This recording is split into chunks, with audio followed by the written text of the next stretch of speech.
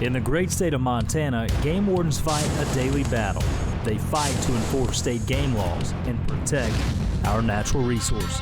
Today, Region 4 wardens saddle up for a backcountry patrol cracking down on illegal activity. That's potentially one illegal outfitter in here.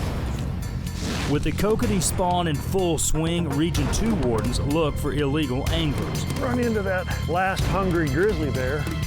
And for one hunter, his day in the field lands him a ride to jail. And it all happens right now.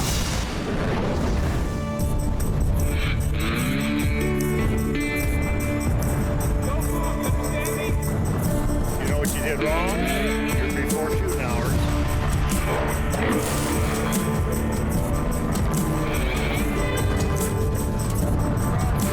There we go. You want to go to jail, Jay?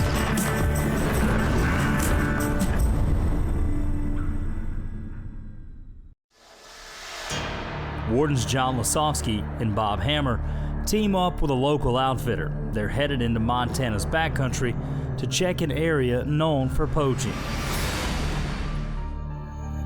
Typically when we go up here, we've had problems in the past. And so the idea is we're gonna go in here and just kind of do a compliance check. It's nice that they come in and with us and go up there and check it out once in a while. At least the people know they're in the area. Illegal outfitting, taking non-resident hunters, filling other people's tags, stuff like that, you know. We had one gentleman up here, I guess it was 3-4 years ago, that we ended up arresting a bunch of folks and bringing them back out. That gentleman since then has had several altercations with law enforcement. On this remote patrol, wardens, they don't take chances. This is for protection, actually. I've been up here before, and it's just nice to have a long gun. The wardens had received a tip that they could discover a few hunters who do not want to see the law. The big thing with this, knowing that we've got maybe somebody up here that is potentially volatile, if you will, we're bringing an extra warden this time. Hammer I work pretty hard with here in between our districts, and so he's going to come along with us. Hopefully keep it safe by having extra help here. It's a long, slow ride back into the hills. Wardens spot their first hunter. What do you know? Well, I thought there'd be 2 feet of snow up here. I was glad to see there wasn't. Sean, remember? How are you? Good. Yeah. What's your name? James. Nice to meet you. Yeah. Nice to meet you. A relative? Actually, a friend of mine out of Alaska. Nice to meet you, sir. The warden recognizes one of the hunters as a habitual lawbreaker, and he's wrestled with him before. After a bit of questioning, Lasofsky realizes the man has an out-of-state hunter along and he's only carrying a bird hunting license. Yet, they're camped out in the heart of elk country. No, he was packing a shotgun, but I'll bet it's got slugs in it. Right back up to bringing somebody up here from Alaska with a bird license. The wardens choose to leave the hunters, but they'll keep an eye on them. Up the trail, they discover the camp. Are you sleeping? Sorry about that. Look, you don't have to come all the way out. I can come in if you don't mind. I'll just get. Okay. We're just checking a few tags. How are you? Good. John Lasofsky, State Game Warden. Nice to meet you, sir. Yeah, where are you out of? Which end? I'm out of Alaska. Oh, perfect, perfect. Well, good. The wardens encounter another hunter and start to ask questions. You guys haven't had any luck? No.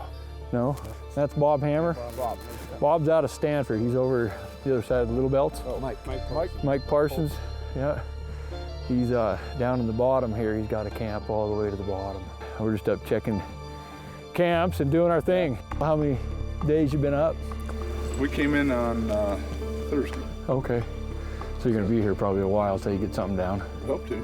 Yeah, well, you're in good company. The guy that's there knows what he's doing. So, with this Mr. Right, he knows the area well, Yeah, so you guys ought to do well. So, well, good, good. Well, do you have your licenses handy on you? I do.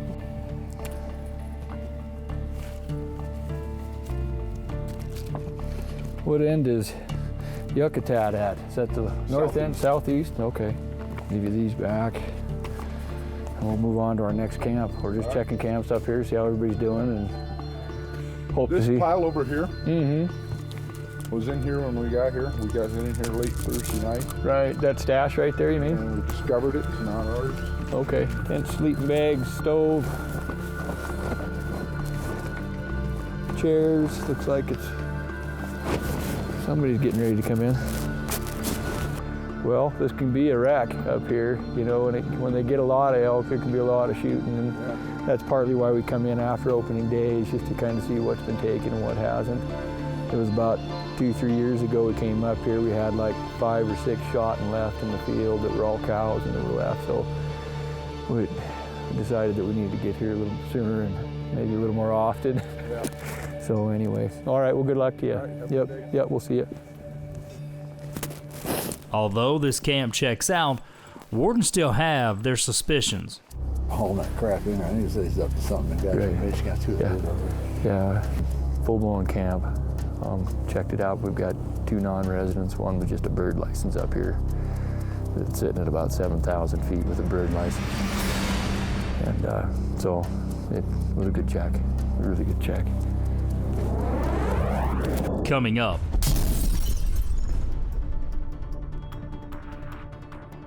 we hired an outfitter out of, well, I don't know if he's really an outfitter, but he's out of Wardens, Montana. wardens stumble on a second suspicious backcountry camp. That's potentially one illegal outfitter in here. Wardens is brought to you in part by Glock, confidence to live your life. Seeley Lake, Montana. In Region 2, State Game Warden Bill Copen hits his morning patrol. We're just gonna go check some kokanee salmon snagging holes, illegal and legal, and we'll see if people are after it today. They've started a little bit early this year, and the salmon are pretty good size this year, and people like to snag them, and we're gonna head to the canoe access area here.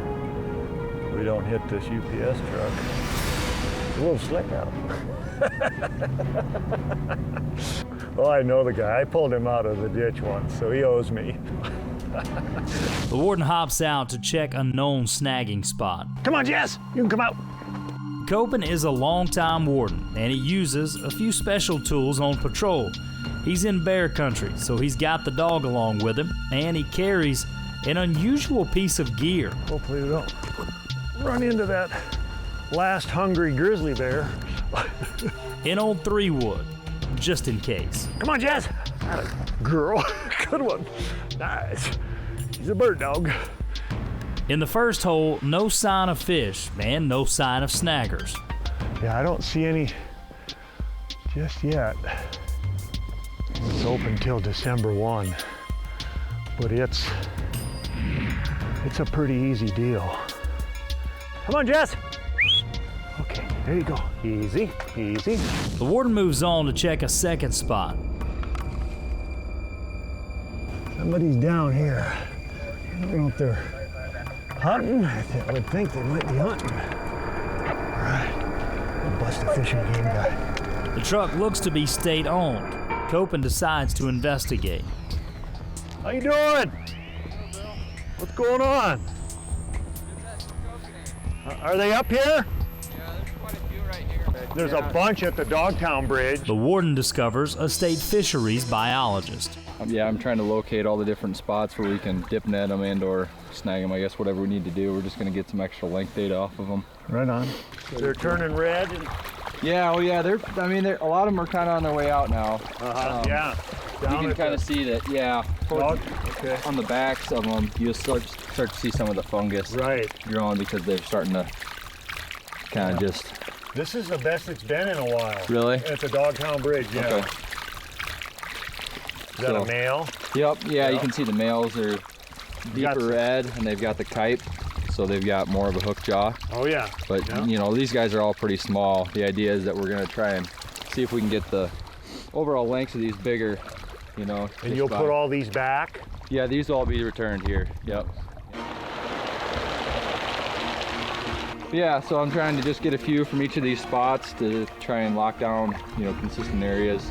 to get them year after year because it's tough for us to get them in the lake. You're tough. It's cold. It's 19 degrees. The water's a killer. I was up on your Alva. hands. Up on Alva. It's not bad now. Like I said, it's the water. It's the killer. Well, nice seeing you out here, Will. I thought you were... Oh, you thought you had something. I thought I had something. No, I saw the truck right away. I knew it was the department. Cool. Well, yeah, if you got any more tips as far as spots that I can dip at, or... Well, I mean... I know Dogtown's packed. Like I say, I mean, we're trying to get, for each of the chain lakes, we're trying to get extra length data, so... Okay, well, I'll check them out and I'll call you in. Yeah.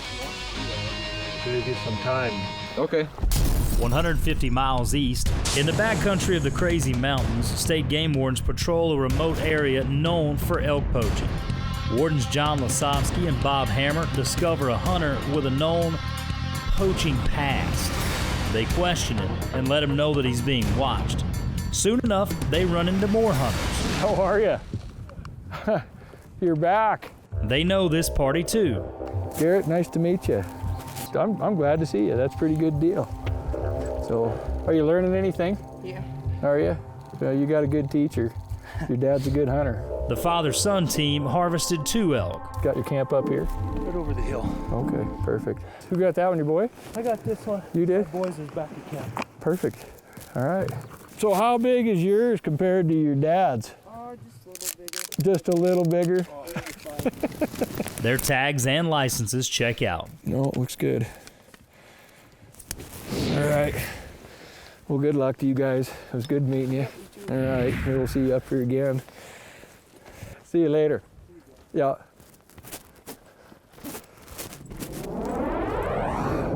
Still ahead.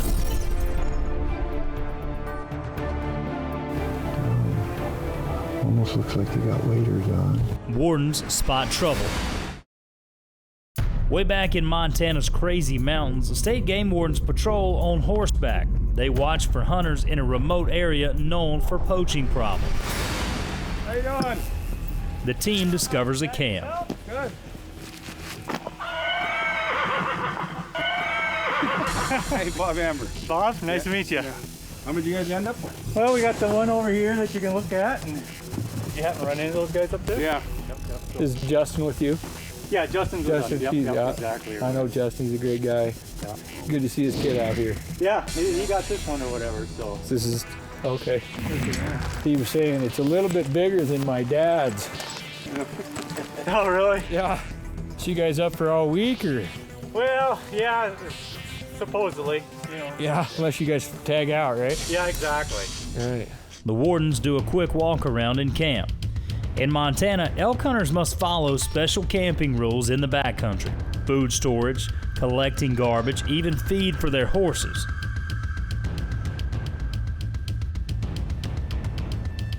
The horses, they're doing okay with feed? Yeah, we Pretty got good? the pellets there, you know. Oh, you did bring some and, pellets. Okay. out there and graze them a little bit. I don't deal with the horses too much. That's not my cat's meow.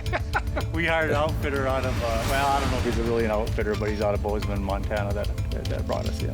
Oh, did he? Yeah, and he's supposed to come out on Friday. As they talk to this hunter, they discover a story that just doesn't quite add up. Who's that? He's called Rocky Mountain. The wardens question the man about the supposed guide who helped gear him up. What's that cost you to have this guy Oh, pack? you know, it was only $250. $250 a person? A person. Oh, yeah. And then he charges some mileage. That's pretty good, and he packs your elk out in the whole deal. Yeah. Okay, well, No doubt about it. So. it was good to see Justin's kid in here. Yeah, that's right.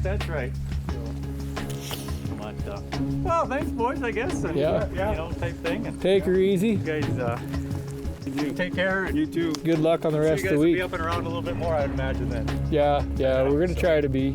All right. See you guys. See you guys later. While this camp checks out, wardens have questions about the hunters and the guide. That's potentially one illegal outfitter in here. Back in Region 2, Warden Bill Copen keeps an eye on a closed salmon snagging area. They're definitely dressed for warm weather. The warden spots 2 people dressed in waders. The only thing is, this part of the Seeley Lake chain is off limits to fishing. Yeah, they see me. I'm gonna go in, just see what they're up to.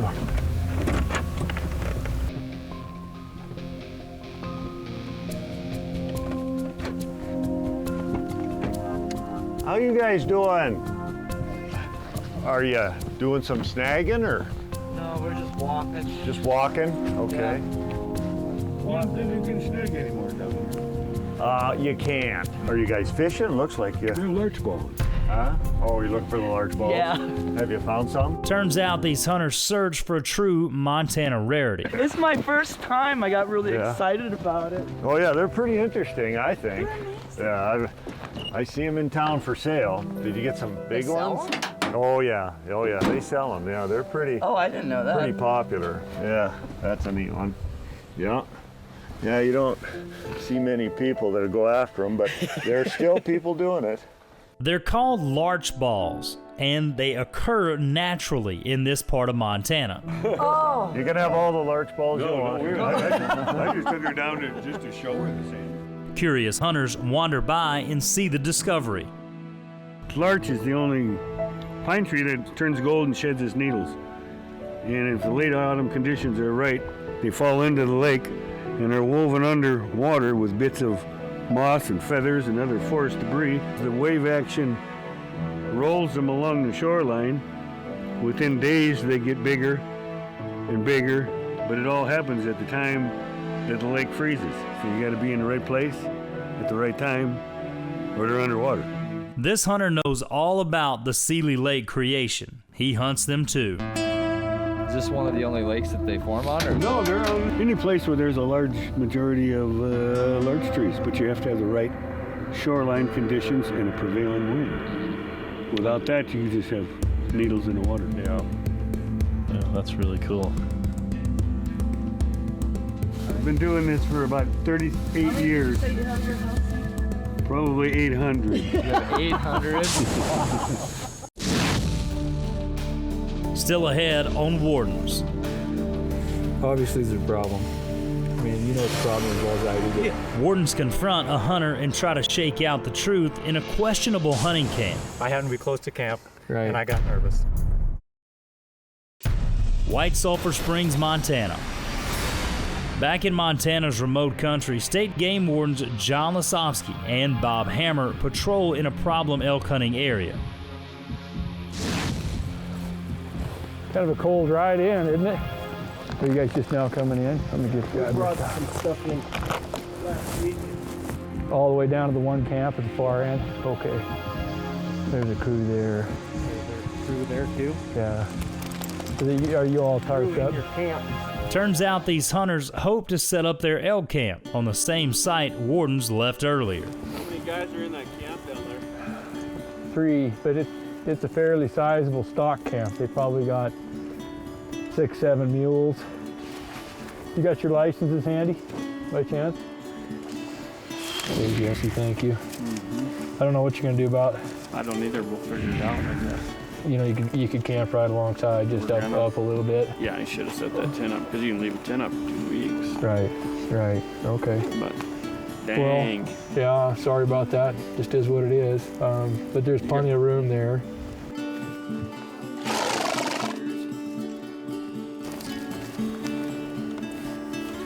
That's yours. This is Mason's.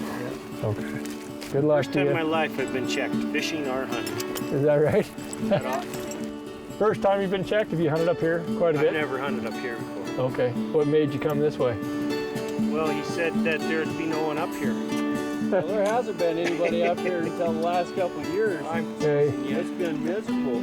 Yeah. The problem is they need to shut this four-wheeler thing down. Right. I hear you. We came up here to check it out earlier in the season. I couldn't believe there is roads everywhere up here. Yep. And I think that's open till the 15th of September. Yeah. Well, they need to lock that gate before hunt season starts. Right. There's no way that crew got that gear out of it. We came out on the 15th or the 14th. They had we came up here the 15th to drop our hay off. Right. Feed. Yeah, these guys came in Thursday. They had a pot-bellied stove up here that was this big. This was during archery. Yeah. Okay. Well, that was, from what I understand from the outfitter down below, there was a camp in Michigan there. Yeah. The Michigan camp? Right. Okay. So we'll check it. You'll You need to shut that. you'll see me again. I mean, I know we got a problem up here. It's a big problem, man. So, okay. Good luck to you. Thanks. See you later. Good to see you out here. Boy, that's a big horse. Big, nice horse.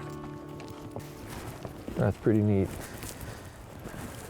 The Wardens break for lunch and try to figure out if they've got a problem on their hands. Earlier, they checked out several different hunters from the same camp. This hunter says the party harvested 3 elk, but this man says they only harvested 2. The Wardens decide to circle back and try to get the truth.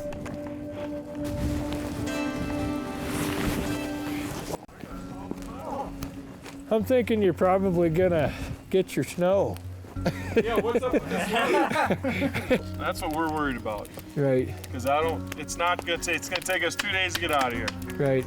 Or a day. Right. How many elk you guys got total? You got just the 2 or the 3 to get out?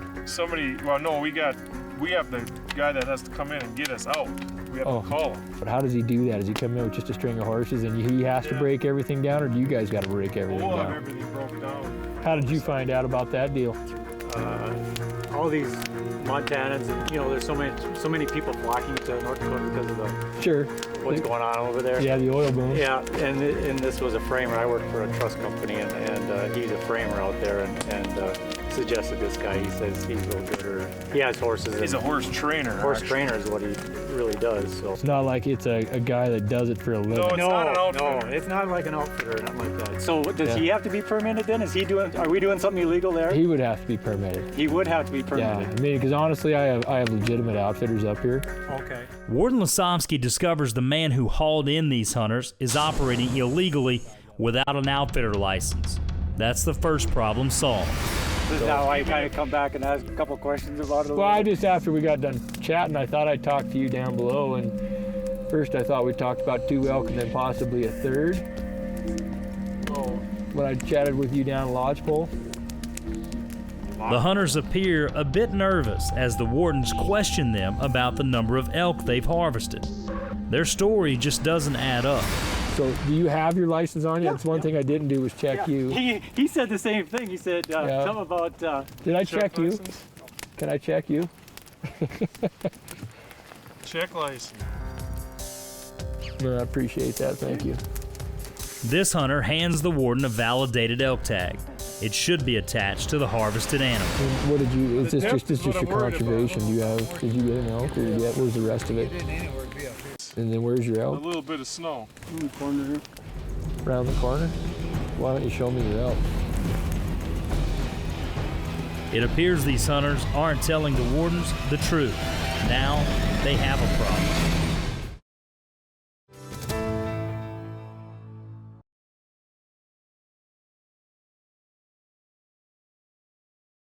Today, Region 4 Wardens John Lasovsky and Bob Hammer saddled up and took a ride into the backcountry of the Crazy Mountains, looking for any illegal activity. That's potentially one illegal outfitter in here.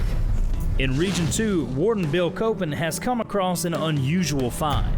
And I have them in different shapes. Mm-hmm. And now in Montana's Region 4, State Game Warden Brian Goley's out on patrol after sunset. He's on a stakeout after getting a report of an illegal buck deer being killed. That's kind of weird. He spots a truck running without anyone around. Well, they had to start this remote truck from somewhere, right? See, I don't think they know where their truck is, so they started it to see the lights, you know what I mean? Suddenly, Goley spots a hunter. Hi. How are you doing? Just a local game warden. Did you get something? Yeah, we got my husband and 2 other guys out there dragging him back. What'd you get? A big muley buck. Okay. Do you guys know where you're at? State land. Okay. Somewhere. It appears these hunters may not know their boundaries. The state land ends at the top of that hill, that little hill there, and that little hill.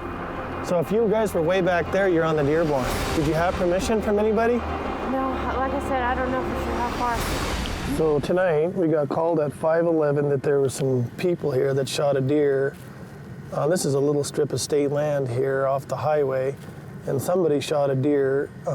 There was a hunter sitting here waiting apparently for a deer to come on the state land, and these guys came hunting and went over and went way back off the state land, shot a deer. Anyway, you can look out here on the flat and you can see guys walking with headlamps, and they're walking this way. So something's up. Turns out Warden Goalie already knows this hunting crew. That doesn't exactly equal good news.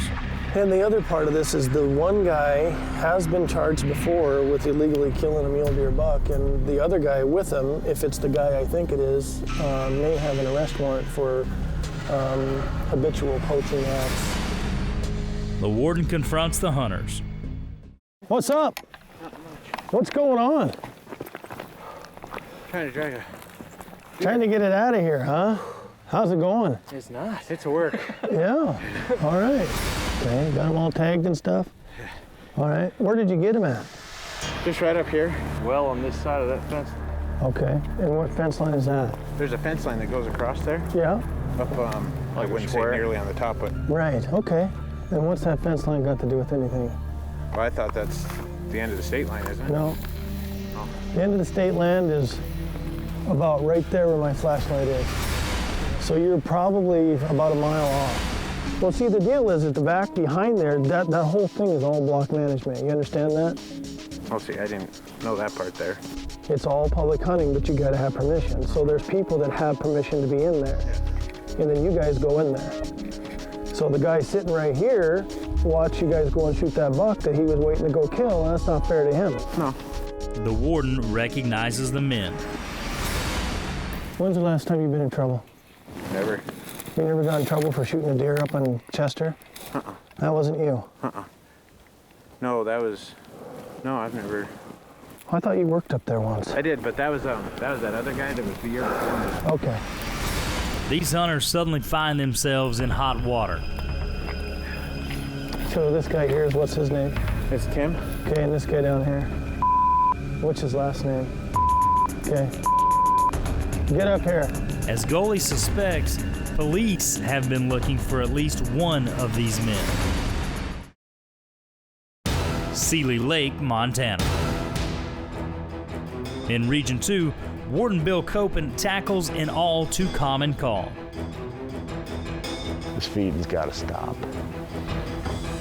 People just think they need to keep feeding these animals. Well, they're just hurting them. These deer will bring in the lions, and it'll just be a mess. He heads to a report of a landowner feeding deer. It's a visit Copen's made before. Morning. How you doing? You're feeding again. Yeah, well, it's like this, officer. I guess I get a soft spot in my heart for the animals, you know. I do too. I don't feed them to hurt them. I know. I feed them to keep them from starving to death. Out behind the man's trailer, food piles and plenty of now tame animals. In the winter, half the game dies. Then you guys be out of a job. We got to keep them alive. Look at these animals. I mean, you're making them tame. That doesn't do them any good for getting away from a coyote, a wolf, a dog. You know how many dog chasing deer calls I get in a year? And this is part of the reason I get them, because they're so domesticated after you feed them. We talked about it. It doesn't help their stomachs. They know what to eat out here. What's your first name again? John. John. This is the third time I've been here, John. I'm not going to kid you here. I'm going to give you a citation for feeding. I'm not going to give you the big one. You know what it is for what it could be right now? $535 ticket.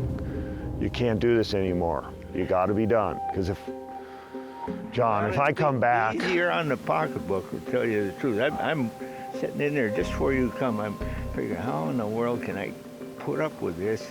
I'm paying $5.60 for 6 loaves of bread over at the Reserve Sweetheart store. I said, how can I put up with this with all these animals coming around?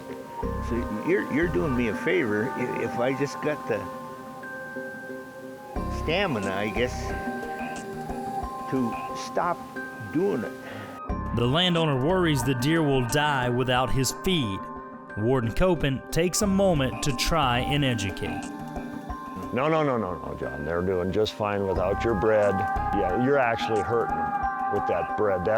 They get some kind of a tar in their stomach from getting food that isn't compatible with their digestive systems. I don't know all the stuff, but if you research that, Google it, or ask one of our biologists. They eat in the winter time. I mean, they can't.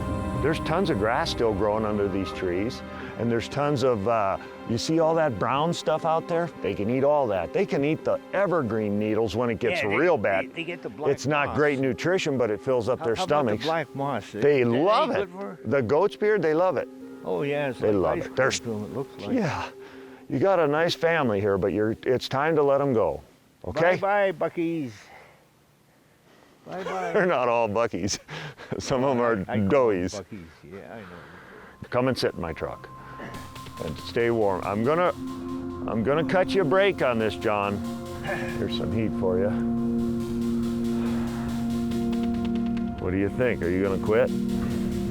Yeah, I'll do my best. Okay, here's the deal.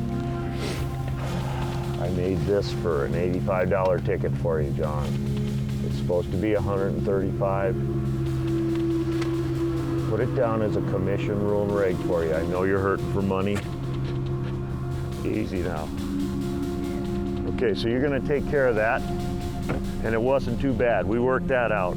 Yeah, thanks for taking it easy on me. Not a problem. And you take it easy on me by not feeding these animals. It doesn't do them a bit of good. I did this for you, John. There's an envelope with a stamp on it. And there it's all addressed, and you know the rest. Okay, thanks a lot.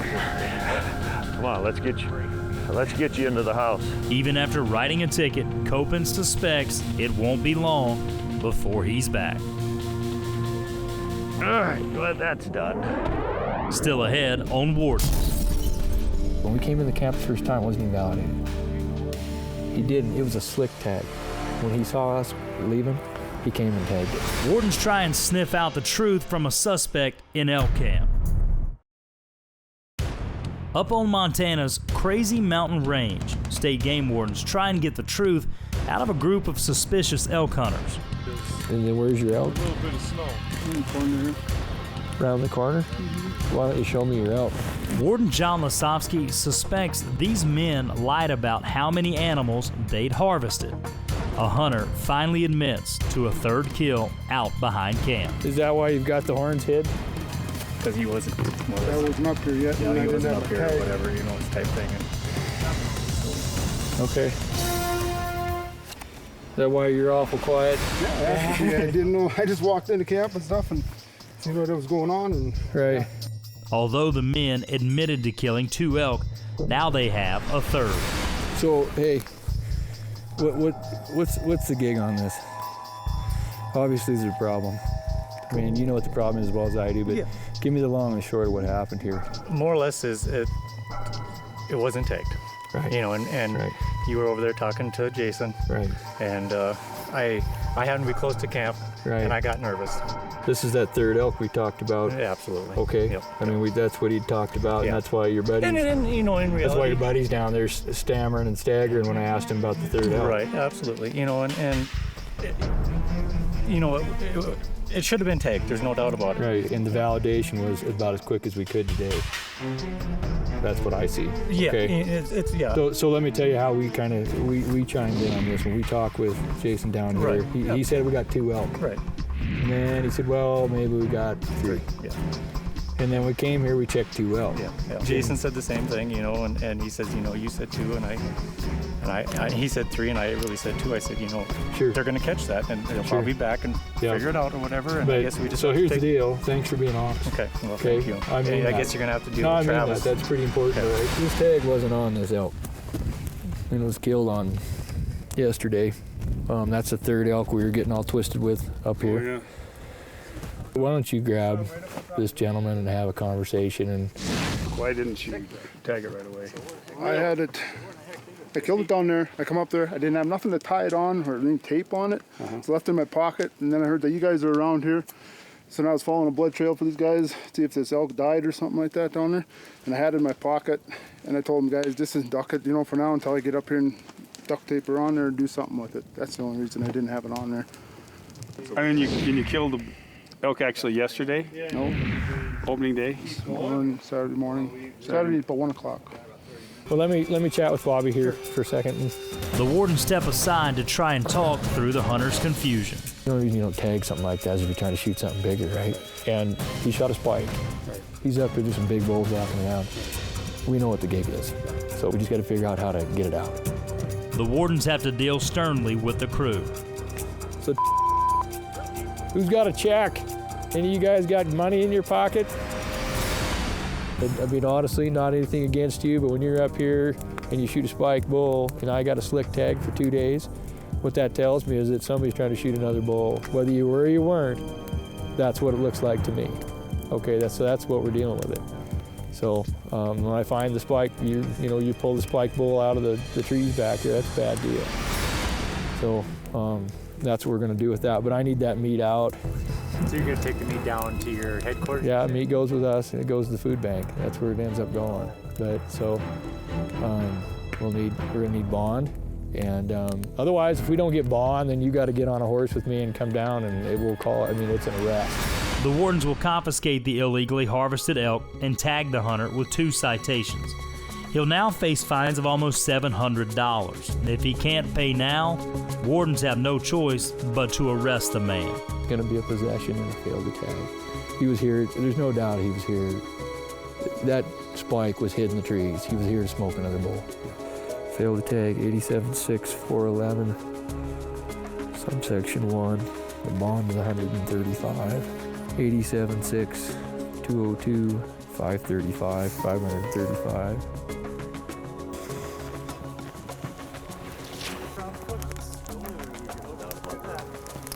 So, the bond is $670. Okay, that's what the bond is on it. The other thing I wanted to make clear to you guys, we're not charging you with hiring an unlicensed outfitter, okay? But you could be charged, each and every one of you, for hiring an unlicensed outfitter. Is he really considered an outfitter just because he brought us in here and just left? It's kind of considered bringing in a drop camp. Kind of like a drop camp, even though we have all our own stuff. Bringing in a drop camp is what it is. But we're not charging any of that. You guys have been really good and really decent. What we have here is a fail to validate, a fail to tag. Okay, so we're going to do one of those. We're doing the fail to tag. We're not doing the fail to validate. And then, of course, this last but not least, the possession. Okay, and that's what it is. It's just an unlawful possession. The wardens confiscate the poached elk and head for the trailhead.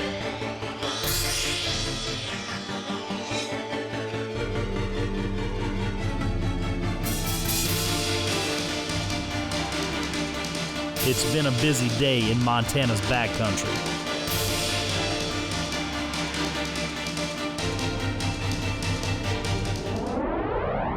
Straight ahead, wardens take down a suspected poacher.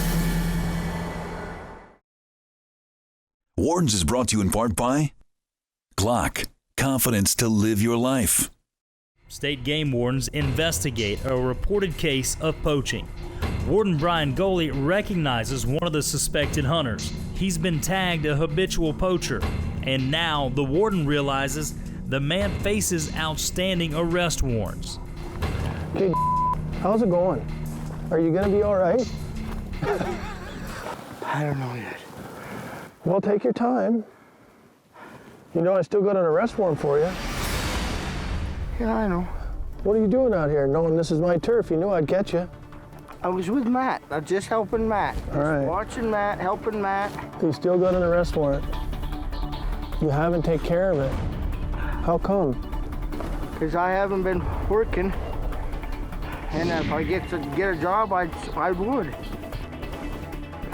Well, I'll go run you. Wardens face such challenges on a daily basis. Goley needs to arrest one of the hunters and still has to deal with the illegally harvested mule deer.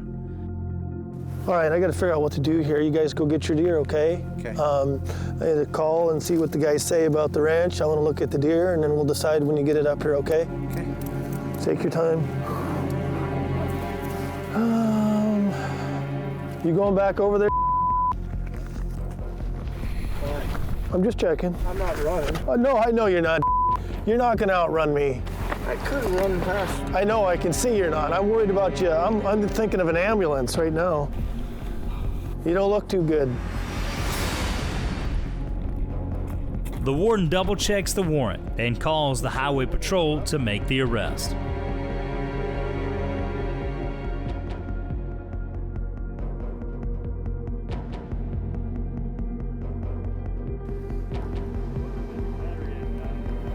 Uh-oh. Do you guys want me to turn my winch around and get it?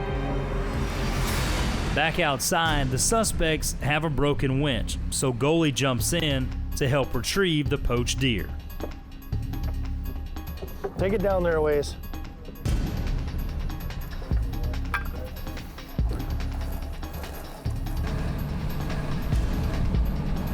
Okay.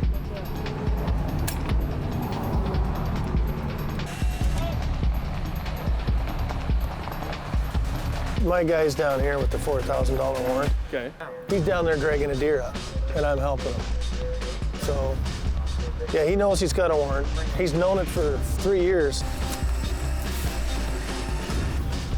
Too many things going on.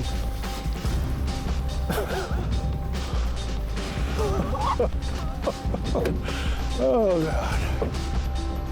All right, go ahead.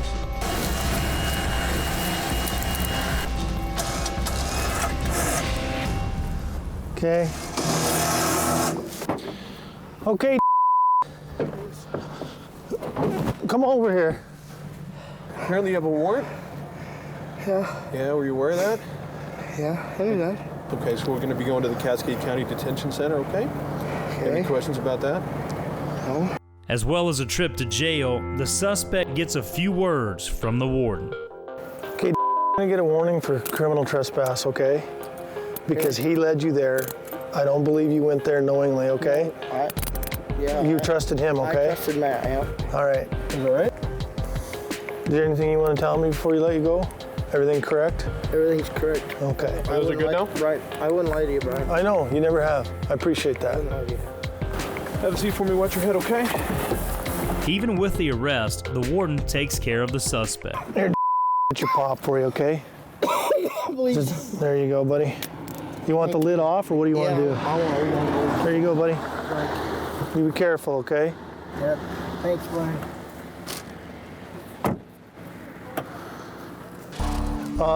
You guys are familiar now with what's going on here? Right. All right. Okay, you're gonna get a warning for hunting without landowner permission, even though you didn't shoot. You were on the property, on the block management area without permission.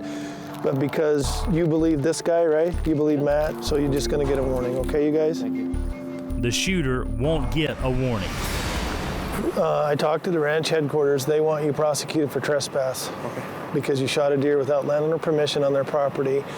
Their concern is, just like I told you, is that they have people signed in to hunt this area, and you went in and shot that buck, and that was their buck to shoot, okay? And I should know better. You should know that, because I was a hunting access technician. That's right. Block management was You my know thing. better than anybody. That's the thing, and you know how to read a map too, don't you? Yeah. You're going to lose the deer, and you're going to get a $135 ticket for hunting without landowner permission. Okay. Okay, do you understand that? Yep. Okay, my man, you have till the 15th day of November at 9 a.m. to take care of this charge. Do you understand that? Yep. Okay, any questions, my man? No. Okay, I'm going to load your deer and take it. Okay, can you push him in and shut the gate, you think? There you go. Sucker's part out. It's a big deer. Big old body bugger. Okay, that does that. Control FG410. I'll be clear from this case on 287. Thanks for your help. With that, Warden Goalie wraps up his day. In the great state of Montana, game wardens fight a daily battle. They fight to enforce state game laws and protect our natural resources. Today, just outside Whitefish, Montana, state game wardens uncover a gruesome crime. And there is a bullet fragment. In Region 2, the fishing is just a little too good for one angler. Mike, I got some more bad news. And for Captain Jeff Dara, all good things must come to an end. That's for you. It all happens right now.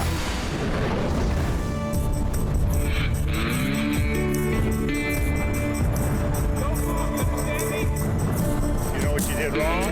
Just before shooting hours.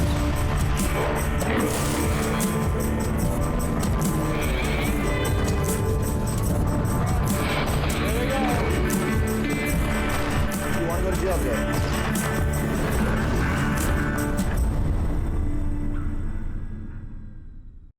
Whitefish, Montana. Someone's been shooting white-tailed deer and leaving them to waste. Wardens have discovered several dead animals in recent weeks. Can't even really call them hunters. They're just the worst kind. You know, it's not even rifle season. It's night and dark, and they're wasting everything. A similar string of killings occurred exactly 1 year ago. That case went unsolved. Now, wardens suspect the same person might be killing again. So last week they shot one over on the other side of Whitefish, and then 3 more in this area. Got a little evidence, and it's a consistent caliber at least, with some of the ones that were shot and left last year. And then the one up the road here had a bullet in it that matched the bullets that were down on the road south of here. So there's definitely a pattern, so we're definitely looking for that caliber of weapon. Warden Chris Crane heads up a team of investigators assigned to find the shooter. It's after dark, and the team hopes remote cameras might help them spot the nighttime poacher. You can put the ladder up on this one and be careful enough not to break branches. Just require a little careful placement, but I think if you do it right here. You might get the plate too when they're pulling in. Yeah. That's where you get paid the big bucks, right? Exactly right. Well, we'll put it there, and we'll put it hopefully right under that branch. Yeah, I think get a little break up. Okay. The wardens mount a remote camera close to the recent kill sites and then set up a shooting decoy.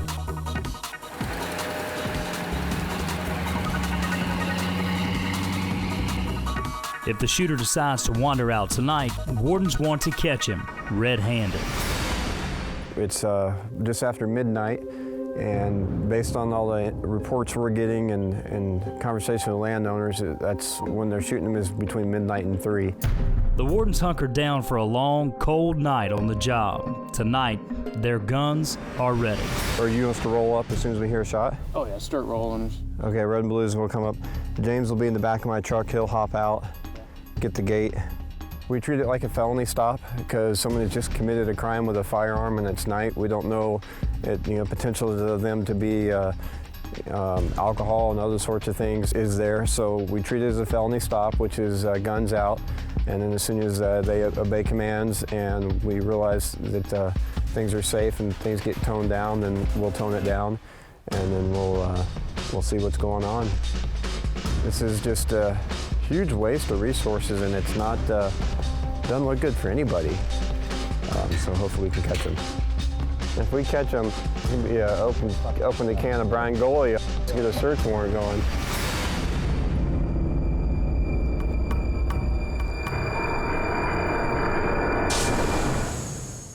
In Montana's Region 2, Warden Kyle Miller keeps an eye on the summer crowd. Plenty of people make the most of Montana's short, hot season. After lunch, the warden spots a problem. Good, how are you guys? Why'd you toss the beer can in the grass? Don't lie to me. Do not lie to me, okay? I'm being straight with you, you be straight with me. I had one. Why'd you toss it in the grass? The warden stops 3 men riding a single four-wheeler, and one of the men has been drinking. Where are you guys going? Just up to the next pull off here, we went rafting. You went rafting? Yeah. Okay. We need to go get the beer can. You are gonna get a littering ticket today for tossing beer can in the woods. The warden walks the men back to find the tossed beer can. Miller Lite? Is that the one? Next, the warden tackles the issue of drinking and driving. Even on a four-wheeler, you can't be drinking a beer going down the road operating one, okay? I'm not gonna jack you up over that. I am gonna write you a littering ticket for tossing that in the woods, okay? And we'll leave it at that, okay? If you wanna go sit back with your buddies, give me a few minutes and I'll be back with you, okay? Warden Miller slaps the driver with a $135 littering ticket, but lets the beer drinking slide. Bond is $135. I don't know, I could pay you today if I could make it back to my truck that way. Okay. I walk there, but... So just for my knowledge, why did all three of you go up to run a shuttle? Well, my friend's wife didn't think she was going to make it on the trip down, and then she got off work a little bit earlier, so she met us up here. Uh-huh. So we got an extra vehicle. Oh, so there's two vehicles down there. I'm comfortable with two people riding on this four-wheeler, okay? One person can hop in the bed of my truck. I'll just go real slow, and that way we'll get everybody back to where they need to go. Appreciate it. We'll do that. Thanks, man. Okay. Coming up, wardens hunker down in search of a serial poacher. Wardens is brought to you in part by Glock, confidence to live your life. Stevensville, Montana. State Game Warden Jeff Dara heads to the office. Well, just another day. And what'll happen today? Pretty hot. Got a fire going. See what happens today. Warden Dara's been a Montana State Game Warden 26 years. This morning's drive to headquarters might be longer than most. In the morning meeting, the captain addresses the team. It's been a pleasure. It's been a real pleasure. And it's hard, but it's going to be fun too. After 26 years on the job, Warden Dara's turning in his badge. That's for you. No, I got one. that's the extra one. That's for whoever else steps into the role. And well, obviously Jeff's had a tremendous career. 26 years is a long time in law enforcement, and certainly he's hung in there through some very good times, and no question is leaving us on the top of his game. Tremendous mentor and an outstanding individual to have, train our new staff. Good region. It's made it easy, and it's made it fun, and get to looking around and they see I hired you, I hired you, I hired you, hired you, hired you, hired you. I just got stuck with you guys. No, I'm just kidding. I've had the privilege of working with Jeff myself for about 2 decades. We've traveled a lot of miles together, and it's all been good. It's pretty tough this morning. Mark Anderson, I told most of you, he called me this morning. And when I was a sergeant for Chief Crop here in Butte, it was a slow indoctrination. No, it was a quick indoctrination into being a supervisor in Butte. And Jim knew that was going to be that way. And matter of fact, Jay Havman knew it before I went over there. And Jay Havman called me and he goes, "Don't do it, Jeffy." He says, "Don't do it." He says, "Those guys," he says, "you're a good guy." He says, "Those guys will eat you for lunch." He has tremendous passion for the resource, and that comes out in his work every day. Everybody that he contacts, for the most part, treats with dignity and respect. Thanks, guys. Yep, thanks. Next time will be a better deal. Yep, thank you. Thank you. We're usually pretty good about it. We kind of just got skunked. Got a skunk, so gotta try to catch a fish. Yeah. So. Okay, well, all right. Thank you. Thanks, guys. Have a good evening. You too. It has been really fun working as a game warden. It's just time to go. And I think game wardens in general, being the ambassadors for fish, wildlife, and parks, by the number of people that we contact eye to eye in the field, a guy like Jeff really serves to, I guess, display what this agency is about and what the job of a field game warden is about, and and how it emulates our work. One of Jeff's last assignments was also one of his most important. Many of Montana's mountain lakes are off limits to fishing until July 1st. This time of year, anglers tend to get a bit antsy, waiting for the season to open. Warden Dara packs back into Montana's deep backcountry to set up base camp and keep an eye on the lakes in the days before the July 1 opener. I got another FG21, and that's my wife. She's Mrs. FG21, and without her, I couldn't have been the 21 I was, you know. He's got help on this assignment, longtime partner Terry Althouse. Warden Althouse and I, we've shared this warden district. He's had it a lot longer than I did, but I had it for several years as well. And we always look on the calendar to see when July 1st falls. If July 1st falls during the middle of the week, it has a tendency not to have maybe somebody up here violating, but this year the first fell on a Sunday. The wardens make their way into a nearby lake and set up surveillance. Almost immediately, Dara notices campers on a closed lake. So someone that's going to be here on Sunday to fish on opening day probably is going to show up on Friday or Saturday, and that's before the season. So we want to be here when they show up to make sure they don't wet a line before they're supposed to. Maybe this evening they'll all just decide it's close enough. Coming up. I was getting frustrating. Wardens get desperate to find their killers. In Montana's Region 1, State Game Warden Chris Crane investigates reports of a serial poacher. Someone's killing white-tailed deer in the dead of night. This morning, Crane takes yet another phone call. Is this exactly, is it the same area, same field? We got a handful. We got another deer down. Remember where we were sitting the other night at the Twin Bridges Lodgepole? It's right about there. And apparently she said she heard something a little after 2 o'clock. The warden spots the dead animal. So let's see if I can get into that field.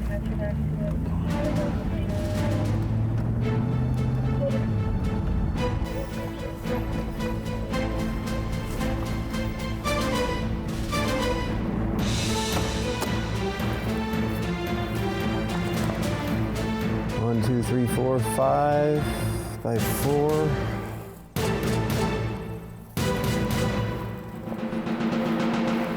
He's big bodied too. This is the 10th deer killed in just 4 weeks. Gonna document the location of deer, and I gotta take a bunch of pictures and kind of get oriented of where it is. I am just kind of putting the hair down and back just to see if there's any holes. Any little holes. The suspects that we've had are using small calibers, so they're gonna be just a little hole. You gotta figure out where the blood's coming from. If it's coming from when the birds are getting the face there. Wardens don't just enforce the laws, they investigate crimes too. As Warden Crane checks the animal, he discovers a broken leg.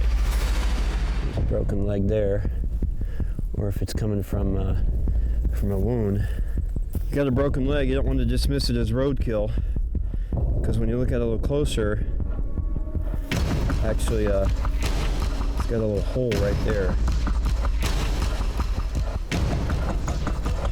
A little hole. Could be a bullet wound. And there is a bullet fragment.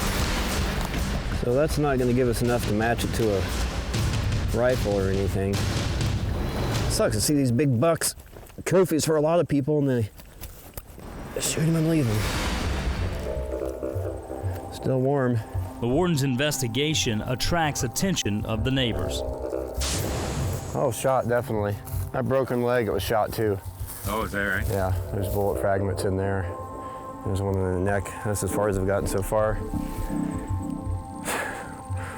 I know, nice big, just totally wasted. It is? Oh, yeah. Yeah, I know. Still, Crane keeps at his work, and eventually he finds a key piece of evidence. Metal detector didn't even pick it up, but it's almost a full slug. First of all, it's a similar type bullet as what I've gotten out of the other deer. Just by casual appearance, the rifling looks similar and the same, has like a gold coating on it, 22. So if we ever get a gun, well, with the crime lab, we can match this up to a gun. So usually if we got a gun, we got a person, we got a suspect. So if we ever get to that point, now I've got evidence to tie a person and that gun to this deer, which was unlawfully taken. We're finished with that deer. We've got some fragments from the front leg and a nice slug from, 2 slugs from the neck. We saved the rack as evidence, basically for courtroom or just evidence that deer did exist. So we don't save that whole carcass there. It's not fit for consumption, so I can't take it to the food bank because it was out here too long. And we don't store them in the freezer, so that'll go to the dump. On his way off the property, another local stops the warden. Somebody hit that on the road and then it went down and died, or the poacher? That was shot. Was it? Several times, yeah. There have been a lot of that. There has been. Especially up and down this side. Yep, way too much. We've been out here a lot and just can't ever connect with them. Can't so catch them up. I'm like you guys, you know. Damn it, we got seasons for this, you know. That's right, and I mean, Wardens have an understanding that local residents are their eyes and ears when they're not around. That's exactly why Warden Crane passes out his info to anyone who'll take it. Can I give you my card in case you see something? Yeah. And then you can give me a holler? Okay, this is my territory that they're killing stuff in. Not that I want to admit it, but yep. We're getting some cussing many of them, you know. Yeah, yeah. Thanks. All right, be careful. Thanks, yep. Suddenly, the warden spots vultures. He wonders if the birds might point to yet another illegal kill site. They're like vultures. I think I should go out there. Coming up, wardens hunker down to try and snuff out a serial poacher. Yep, we're gonna go do the night thing again. There's a car coming from the south.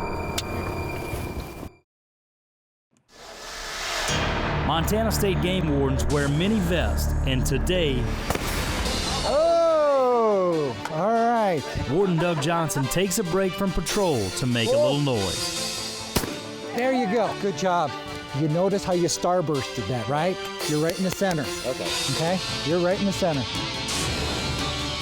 There you go, just like that. Where did your gun end up? Way over there, didn't you? There you go, exactly. We were contacted by the Montana Wounded Warrior Project, and they wanted to come on down here to Hamilton to try their hand at some trap shooting. Turns out Warden Johnson knows the trap game and knows how to teach shooters to hit targets. Good job, Mike. The 5 individuals we have today range anywhere from a couple tours, one tour to multiple tours. Iraq and Afghanistan, we have an Army Ranger, a couple infantrymen, combat engineer, retired first sergeant. Pretty diverse group of folks here. We've teamed up with the Hamilton Trap Club. So the Montana Game Wardens Association and the Hamilton Trap Club has stepped up that we're going to provide the birds for them. BVAC Ammunition, that's the Bitterroot Valley Ammunition Company, is providing all the shotgun shells to these folks. So we're just happy and honored to be able to give back to these soldiers, men and women from our armed forces. One of the things that we like to do on these trips is, we spend 4 days with these guys, 3 nights, and I'm with them constantly. So, when we get back after an adrenaline-filled day like shooting or playing on the lake like we did yesterday or those kind of things, we like to kind of relax around the fire. It's a little bit smoky today, so it was a little bit tough, but last night to have a fire, but we relax around the fire and, inevitably these guys start to tell war stories. So we have a group of guys here that have seen a significant amount of combat in their tours and a significant amount of trauma. And really, I can tell you that speaking as a combat veteran myself, they really just appreciate the fact that communities come together and been able to do something like this for them. A little practice and it looks like these shooters are hitting their stride. Oh.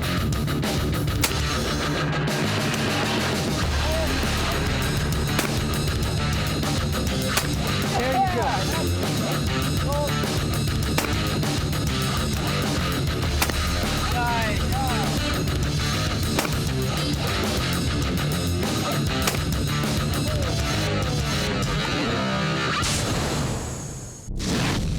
Over in Whitefish, Montana, Game Warden Chris Crane works overtime on a serial poaching case.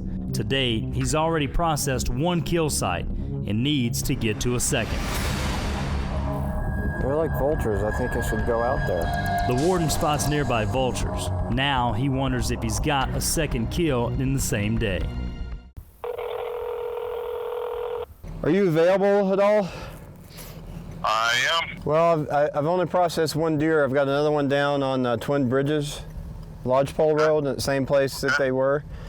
And there's some vultures out here on Farm to Market, so I'm going to check that out. So I wonder if you want to go process that deer.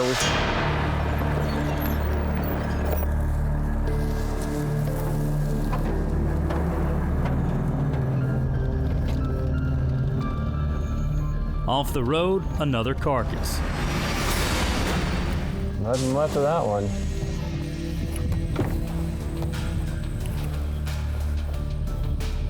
We probably won't get a cause of death on this, but let's document it. The number of kills continues to add up, and the wardens still have no suspect. Warden Crane is losing his patience.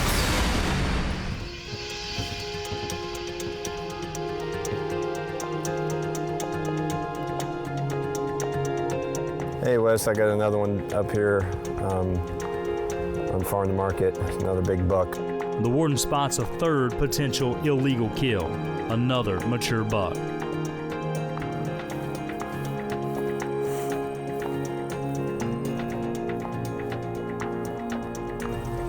Looks like it's been here a little longer. The warden spends another hour processing the deer, and in that process, he discovers more startling evidence. Whitetail buck, looks like 4x4. We got 2 slugs out of that. Both are in really good shape, so we'll definitely get some info from that. They seem to be similar enough to the ones we got out of the other deer to make believe it's the same shooter, same event. This poaching case continues to grow at a startling pace. The shooter, or shooters, face serious charges that include shooting out of season, shooting after dark, and wasting game. Crimes that carry stiff fines, a loss of hunting privileges, and yes, possible jail time. We're getting evidence. We catch a guy. We got tons of charges on him. We just need to figure out who it is, and then we'll match it to him and stick it to him. Straight ahead on Wardens. Mike, I got some more bad news. What's that? Trout anglers find themselves in a bit of hot water. You're watching Wardens only on Outdoor Channel.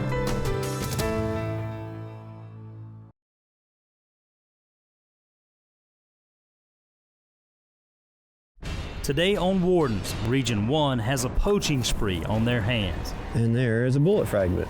With no leads in the case, they're patrolling heavily, including midnight decoy stings. In Region 2, Captain Jeff Dara has turned the reins over after 26 years as a state game warden. And now it's the summer tourism season, and Montana Game Warden Kyle Miller patrols the Blackfoot Corridor.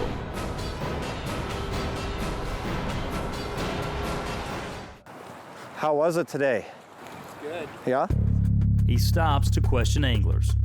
You keep any fish today? Yeah, kept a couple. Can I take a quick peek at them? You bet. Thanks.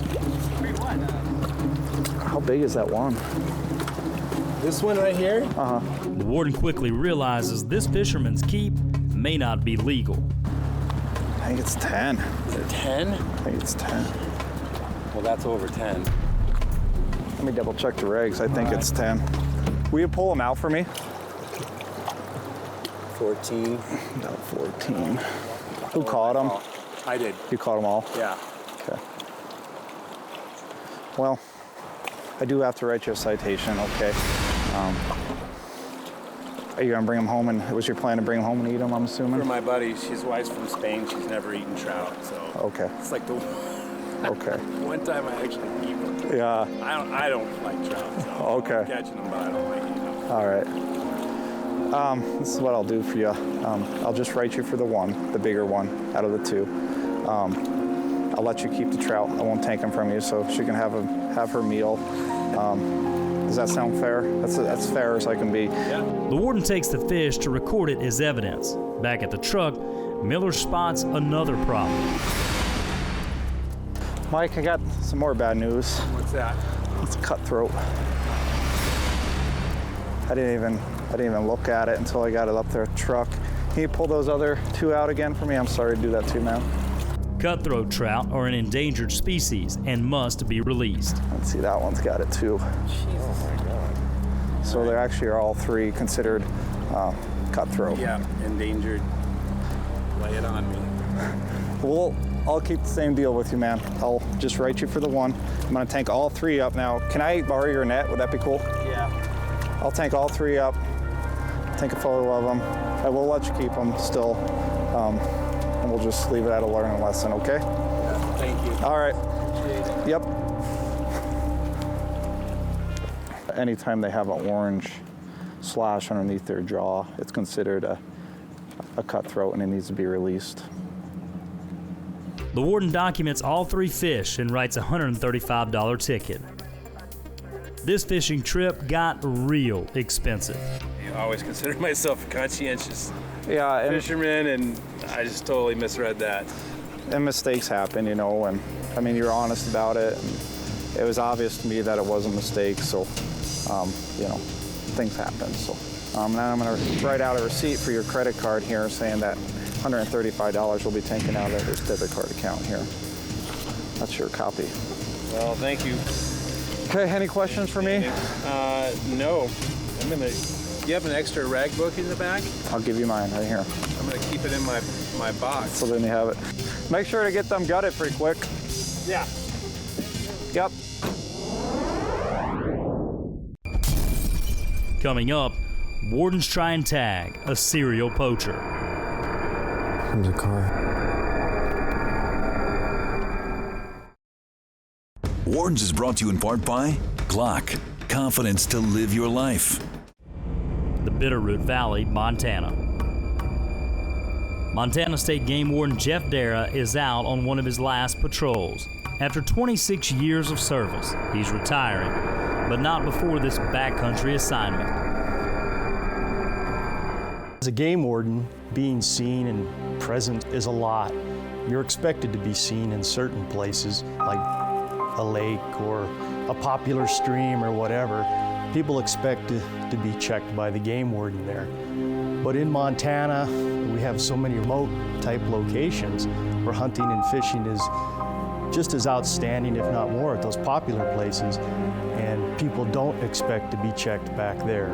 So as a game warden, you want to be seen back there because you want them to always have that feeling that the game warden could be anywhere. Exactly why Dara camps out on some of Montana's most remote lakes. They're off limits to fishing until July 1st, but wardens suspect summer anglers may sneak in and try to fish early.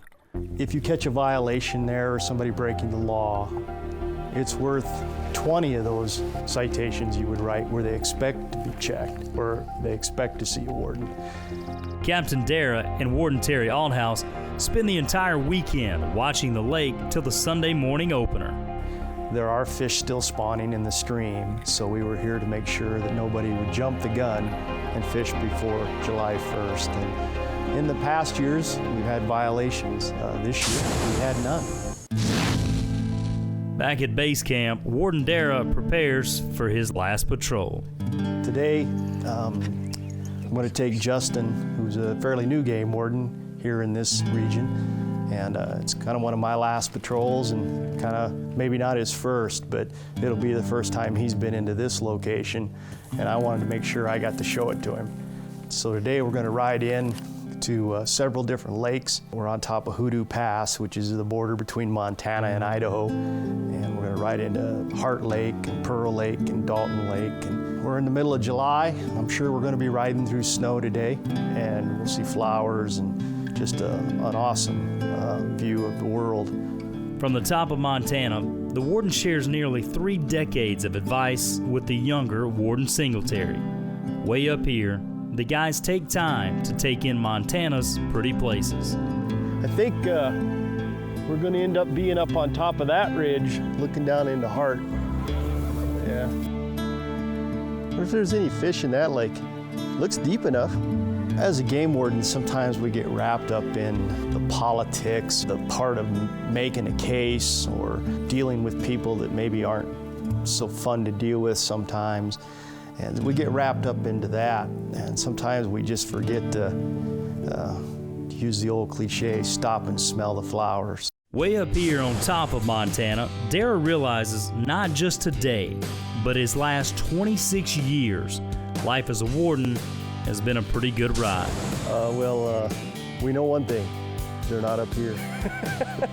You've got to eliminate areas, Justin. Hold up your license! I'll be right down! Hold your finger, I can't see your name. That's a 1, right? Like a 72. Looks good. Have a good day. If there's any advice I have to any young game warden, whether you're in Montana or Minnesota or wherever you're at, there's a reason why you took the job that you took. And don't forget what that reason is. Stop and smell the flowers, look at the rocks, look at the animals, and remember that that's why you chose this profession. I've got enough stories to write a book in my own memories. They're hard, some of them are hard to remember, and some of them get to be better stories as the years go on. Maybe we embellish or we have a better memory of those stories, but you know, I wish I would have met Steve Puppy of Muddy Boot Productions on my first day as a game warden, and he could have rode with me every day, because some of the snippets you're about to see or some of the funny things that we ran into or serious things that we ran into in the last 3 years. Well, I heard a few shots. Oh, did you? Yeah, we heard, I think, about 4 shots that way. Maybe I better pull the gun down, huh? Yeah, maybe, yeah. Hey, guys. How's it going? Good, how you doing today? Well, we don't know yet. Why are you pissed? You didn't get your elk or what? Oh, I'm pissed over this. Oh, you get that camera out of my face, cowboy. Hey, you just calm down a little bit, okay? Just calm down. All right. Here you go. Not that I don't believe you that you were using spinners, but what do you got on your line over there? Nothing right now.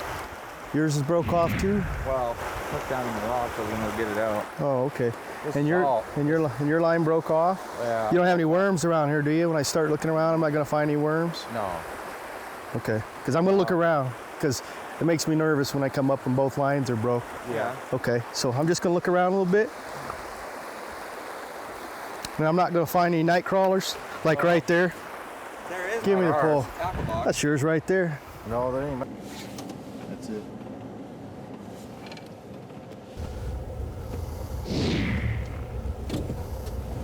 Hang on, we're going for it. That's the...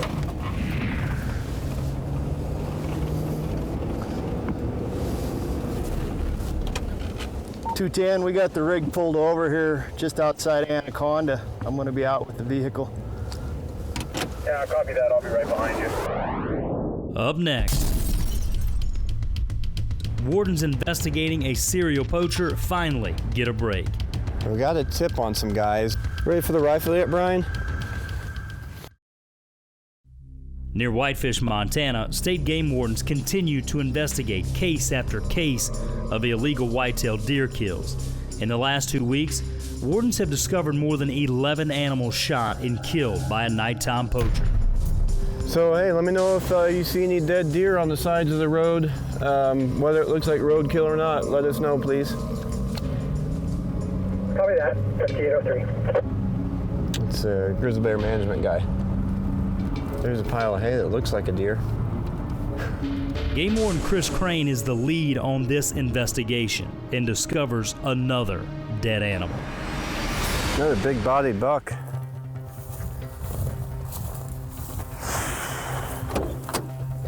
There was 2 in this field last week. We were just just out here, just this intersection right out here, 24 hours and 36 hours ago. And you know, looking for people doing just this thing. We just missed them, so we'll keep it up and hopefully catch them. Come to see the gore? The shooting spree has most folks in the community on high alert. I also work for the Kalispell Police Department. Okay. I mean, if there's anything that we can do at any point, I mean, just call, if you see something, call the sheriff's office and let them know. Shooting bucks and then just leaving them, you know? No, it's not for sport, it's for stupidity. And then last week there were 2 that were shot here and left here last week too. These were all in this field? No, just one. Just the one was in the field. So this is kind of a spree that's kind of going around this area, is that? Yeah, Farm Market Road all the way to here, so. Okay, well, we'll certainly start paying more attention. You know, I mean, we sit back off the road a little bit, but, you know, if we hear something, we're certainly. Let me give you my card. You know, we live right here, so. Yeah. The warden knows each time the shooter acts, it's another chance for officers to take him down, which is why wardens will work overnight on another stakeout. Tonight we are on our night patrol. We've been out here over a week consecutively after finding several dead deer shot and left wasted. We've had assistance from other agencies as well trying to cover this area. Just a hot spot for it. Tonight, the team hunkers down and will keep a watchful eye on the valley. Good to go? Yeah, good to go. Yep. Another night in paradise. Yeah, I know. Heading off the road where we can see them, but they can't see us. All night long, wardens keep watch. Comes a car. Outside of a few vehicles, officers do not spot anything suspicious.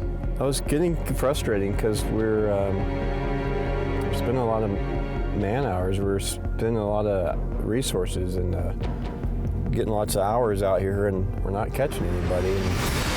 It will take another 4 weeks before wardens finally get a break.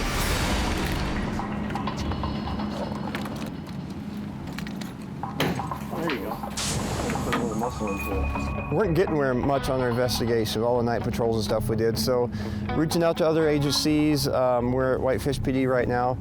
So I sent a letter to the Whitefish City Chamber of Commerce and asking for basically trying to get some reward money going. So that currently is $4,450. Some tip mop money, some is donations from private citizens and business owners. So what that has done, as soon as that first press release went out, is we got a tip. A tip on a suspicious group of locals.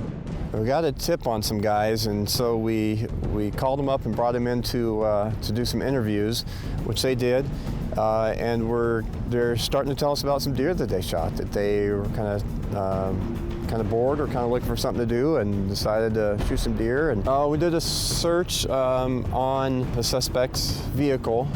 We recovered some evidence that should match the gun to some of the evidence that we have.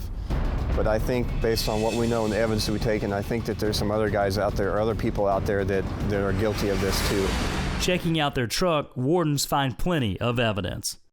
This has been cleaned recently, folks. Mm-hmm. Looks like there's a pile of stuff up there in the corner. Step back a little. Up on the roof. Yep, little blood spot there. So we're not done yet. We're not out of the woods yet. Hopefully that reward floating around, that we can, that'll generate some more interest and get some calls in on that. Well, that's the other thing is one reason we're getting so much press out of this is people hop on it because it doesn't look good for anybody. It doesn't look good for hunters. I mean, it's not hunting, it's thrill seeking is what it is. People that hunt, they're pissed. I mean, I go out in the field and they say, hey, I saw that article, what's going on? You guys making any headway in there? Man, those guys shouldn't be in prison, they should be under the prison. It's basically senseless killing. Ready for the rifle yet, Brian? 20 poached deer, 4 suspects to date. The investigation continues. If you have any information on this case, please call 1-800-TIP-MONT. Up next, Warden Jeff Dara signs off. We'll see you at the Creamery Days. Yeah. Well, But they changed that combination. Of course, after 26 years of being a game warden, I've got enough stories to write a book in my own memories. Some of the snippets you're about to see are some of the funny things that we ran into or serious things that we ran into in the last 3 years. We got to find a better cameraman. What did I say, they were a dime a dozen? Or Warden Dara is going to finish off the wounded elk.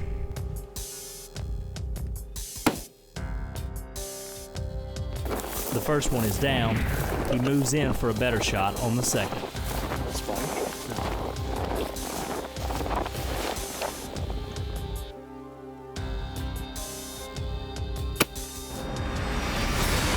So what we're doing here is these are antlers that we took away from people last year that came in before the 15th and cheated. And we caught them, and I think we seized over 80 antlers. And we've got 3 other trucks today. We split the antlers up, and Ben and I here today are gonna be depositing these in strategic locations for hopefully people to find tomorrow. Kind of an Easter egg hunt, I guess, Montana style.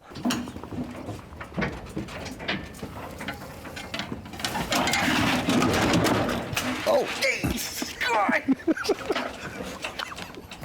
Okay. Yeah. Well, yeah, the camera guys that come with us on these shows, you know, they're very expendable. The camera guys are cheap to find. You can find them on just about any street corner. So we really don't care too much about their safety. You know, we try to keep them behind us, but you know, if they step in a hole or shrapnel gets them, that's, you know, that's all right. We'll find a new camera.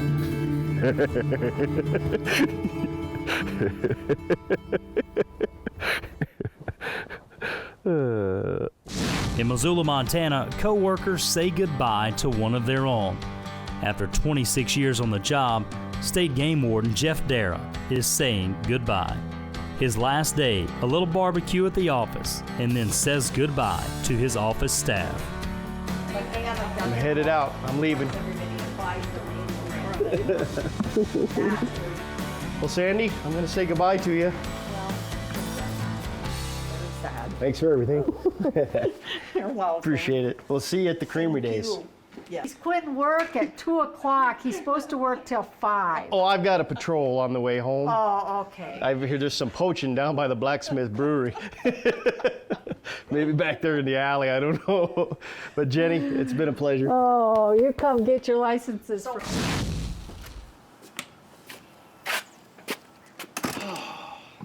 Well,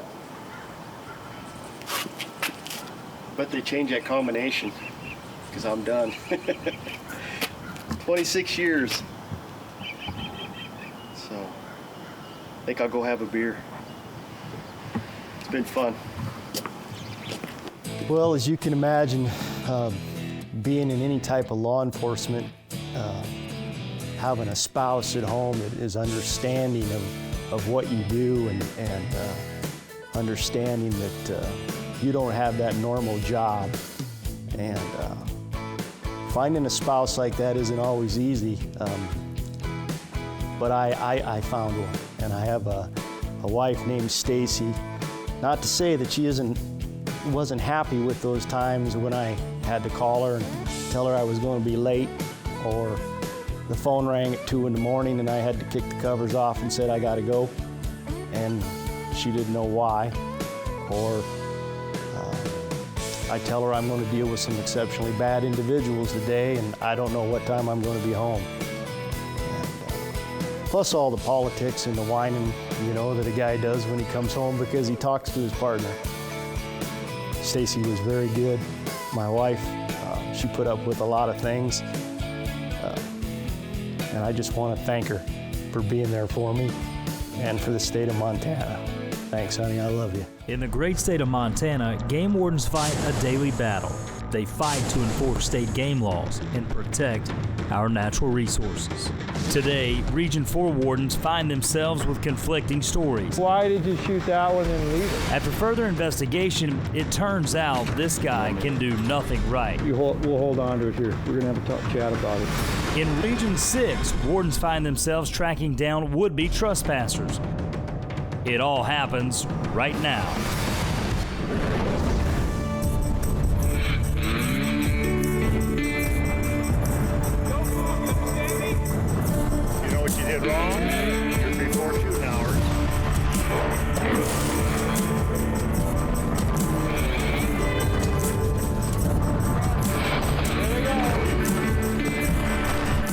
Good job, guys.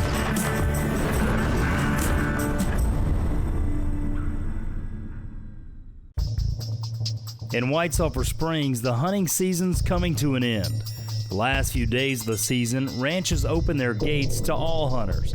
Landowners hope to thin the elk herd, and that means lots of hunters and lots of work for state game wardens.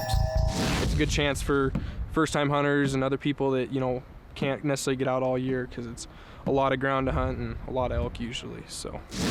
What we're doing today, it's the last 2 days of the season, and pretty much all the landowners in the area are either allowing some sort of access or complete access, so we're trying to just see where the big bunches of elk are at and maybe try to be where things are happening just to make sure everything's on the up and up.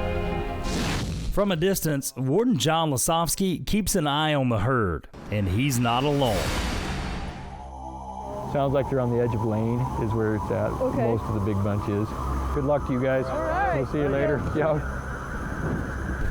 Our landowners do a real good job of making sure things are right in this particular area. Give us access to come in and monitor the situation, and that's what we're doing today. I hope there's people walking. I don't know what all these people are doing standing. That's what we'll be looking for, is any of the chase.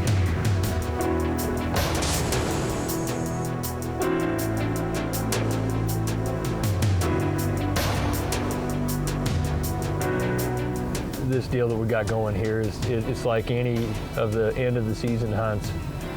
Doesn't matter if it's Gardner or some of these bigger ranches that are opening up and they allow the public to come in and try to take down some of the elk herd. It's not always a hunt, it's a harvest. And long and short of that deal is they take quite a few animals and it's done with quite a few people at one time, and it's not always pretty, but it's needed. I mean, we have to get the populations down just for the elk side of it. I like that. There's the first shot. Another shot. Here comes the herd. Once the herd gets on the move, so are the hunters. You know if all these other people have permission? I mean, Dennis, what do I do with all the hunters that are out there? There's 6 or 7 guys here with me, and Bill Loney's girl that does his house, she's down here with 3 pickups with them. Because they milk right above Loney's house. We had a big shootout right above his house. Although this hunt is a bit unique, hunters must follow Montana laws. Wardens have a tough time monitoring the hunt with so many people shooting in so many places. Steve, get here. I got rigs everywhere, shooting elk everywhere. There's 5 rigs that I can see, Steve, that are completely off-road. Where are you at, John? You'll see me. Come up the road and look to your left. A blue pickup catches Warden Lasofsky's attention. The driver's completely off the road and appears to chase down a lone elk. The blue pickup that they were chasing right at him, shooting both sides out the window right there. Both wardens spot the pickup. Behind those Quakies, just to the north side of it. Yeah, that's our guys. That's the one. They left an elk out there. He's coming back around. They're basically in pursuit with that vehicle. There's an elk coming out between you and them. Let it happen. Hey, watch that vehicle, the blue one coming out of the Quakies there. Just exactly what they did last time. See if they make a run on him.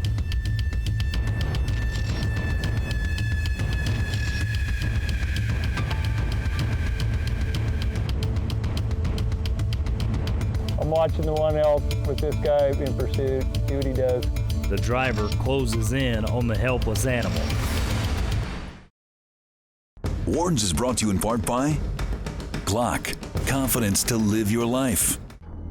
White Sulphur Springs, Montana. In Region 4, State Game Wardens John Lasofsky and Steve Vintage keep watch over the state's end-of-season elk hunt. The wardens watch as hunters in a pickup truck chase down and shoot an elk from the vehicle. Now they're trying to corner a second animal. There's an elk coming out between you and them. let it happen. The driver gets within shooting distance and leans out the window. Seconds later, the elk drops. Well, you just stuck it out the window. That elk just hit the ground awful hard, and I watched the driver lean forward. Never did get out of his vehicle.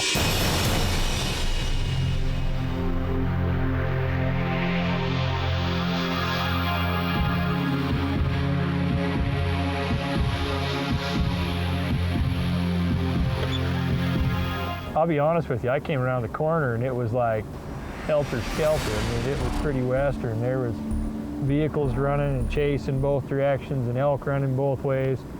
We just didn't have the ability to dial in on any one person, but I did dial in on that truck. Neither of them had orange on. He still got to have orange on. The elk was running away, it was hit. And then he did a Brody. The elk ran behind his pickup, he did a Brody. There was an elk in front of him and an elk behind him. He does a 360-degree turn, runs right up alongside of that elk, sticks her out the window and knocks that elk down, and then they leave. And then he goes bolt racing around the backside of them willows. We lose track of him, and that's when you saw him. It didn't look good, didn't smell good. I know we got the tail end of it, but bad deal.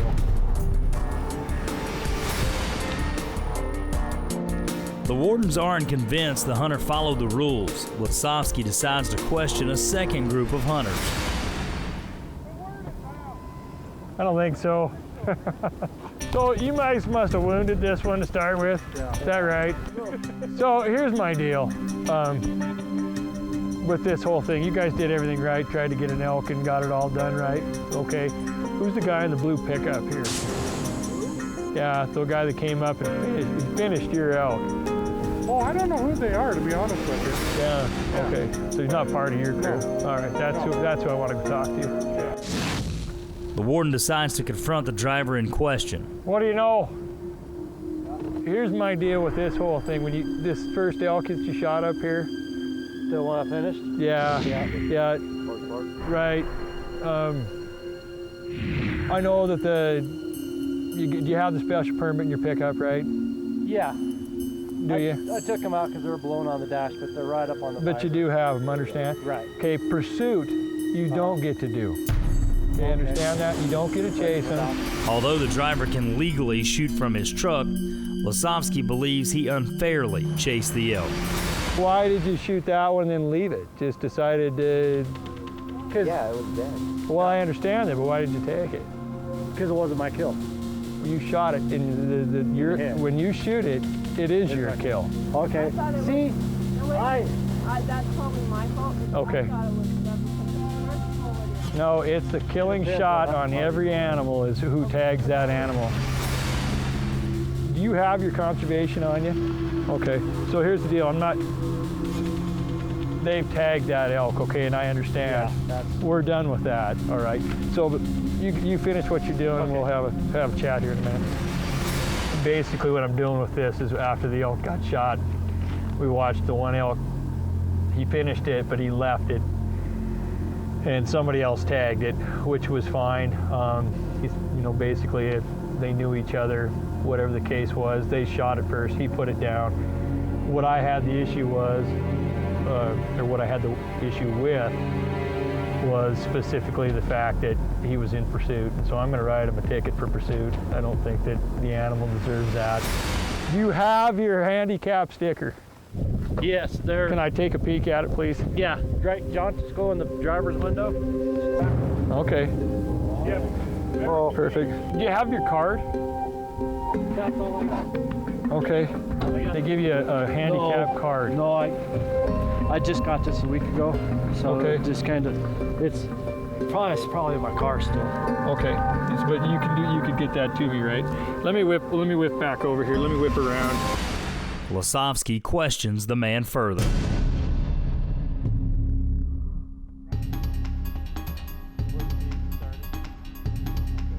So you did this because you broke your leg. Right. And just couldn't get out and walk. All right. So here's what I need you to do. When you get your card, okay, I need you to go and you take it to the sheriff's office, you photocopy that for me and just leave it in my box, okay? This Wrote you a citation for the pursuit. It is what it is. It's basically an unlawful use of vehicle to hunt big game animals, to wit chasing cow elk with vehicle in pursuit, okay? Okay.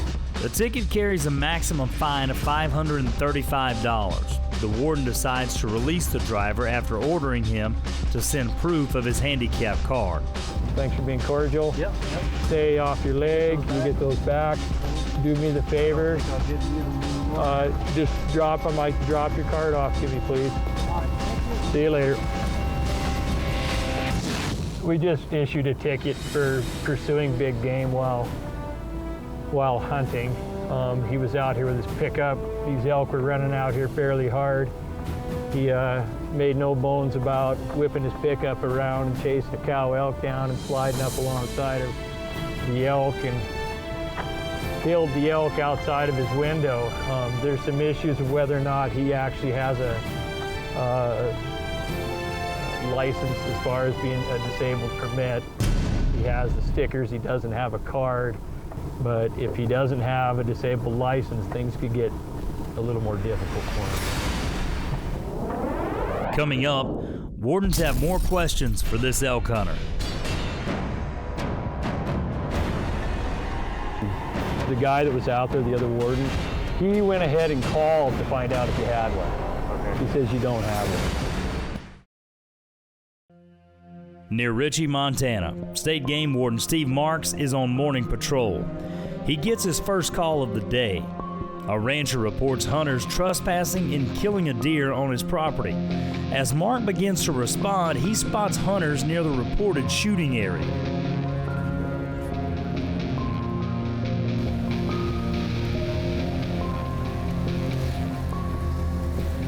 So I don't see where these guys got a four-wheeler with them right now, but they're hunting in the area very close to where we're going, I know that.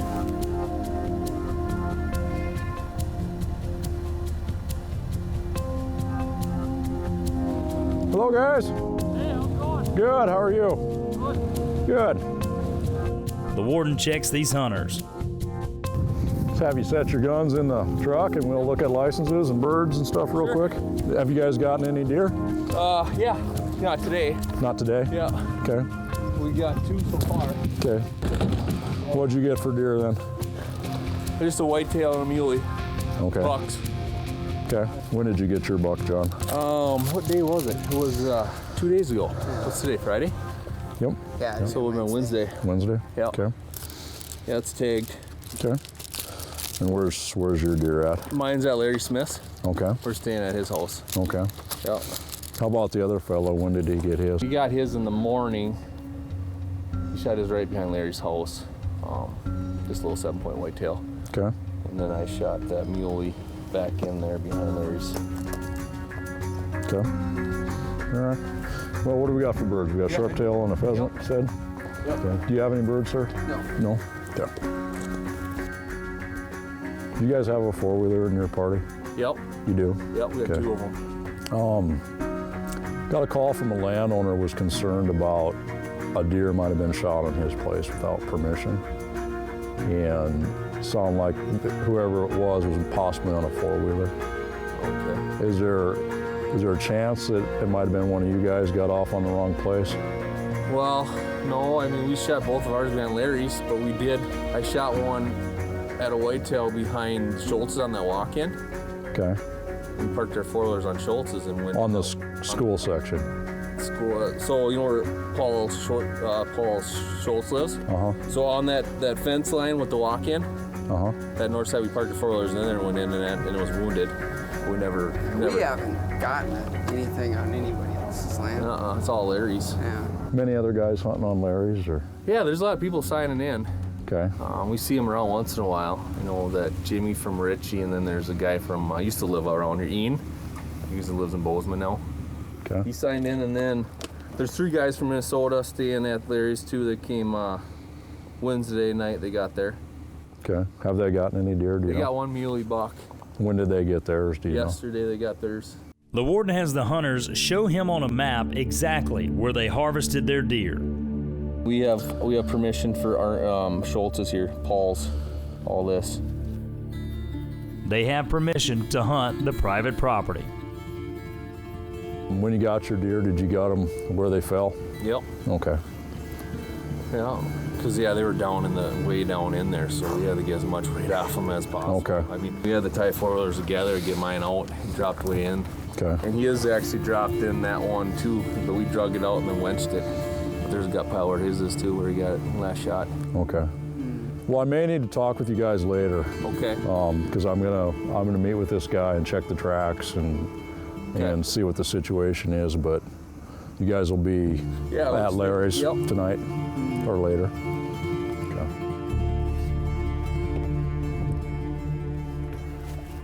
Yeah, he showed me on the map. He pointed right to the property boundary.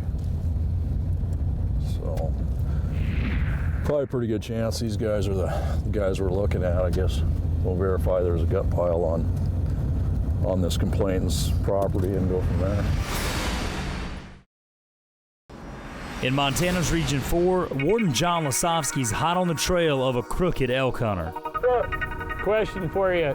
Do you know where lives? I do. I need to go have a chat with him.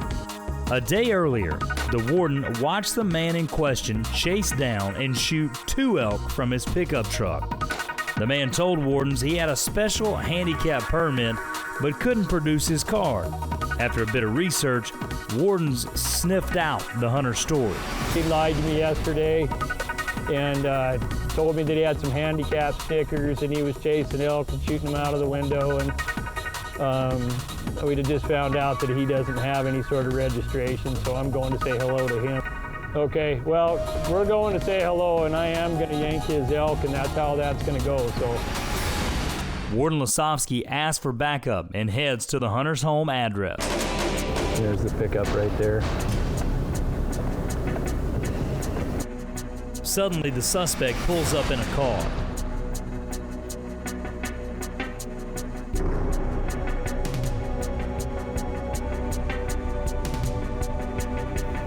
Are you still hobbling around? Yeah. All right. We just were by. Just wanted to see if I could see that card that you have. Oh, yeah. I don't know what's that. Okay. You don't have it. Not on me. No. Okay. Give me a minute here. Okay. The wardens run out of patience. What? Jump in my pickup here quick. We'll meet that after. So. Anyway, so here's the deal on this, and let's save us both some time. The guy that was out there, the other warden, he went ahead and called to find out if you had one. Okay. He says you don't have one. Yeah. So whose are those? They're actually Jennifer's granddad. Okay, so that's the deal. He said to go ahead and use them because I hurt my leg and. Sure.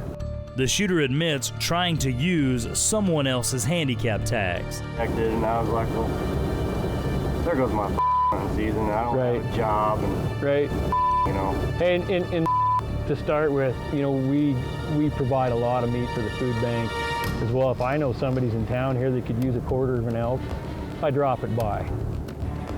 But what I want you to understand here is just exactly, so don't get all panicked and freak out on me here when I show you all this stuff, right? I'm going to give you a start and I'm going to give you a finish.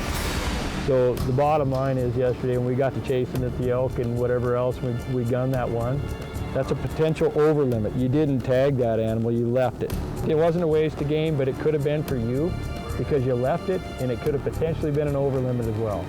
Okay, so that's that portion of it, right? Okay. Each time you jumped out of the pickup, you didn't have a lick of orange on.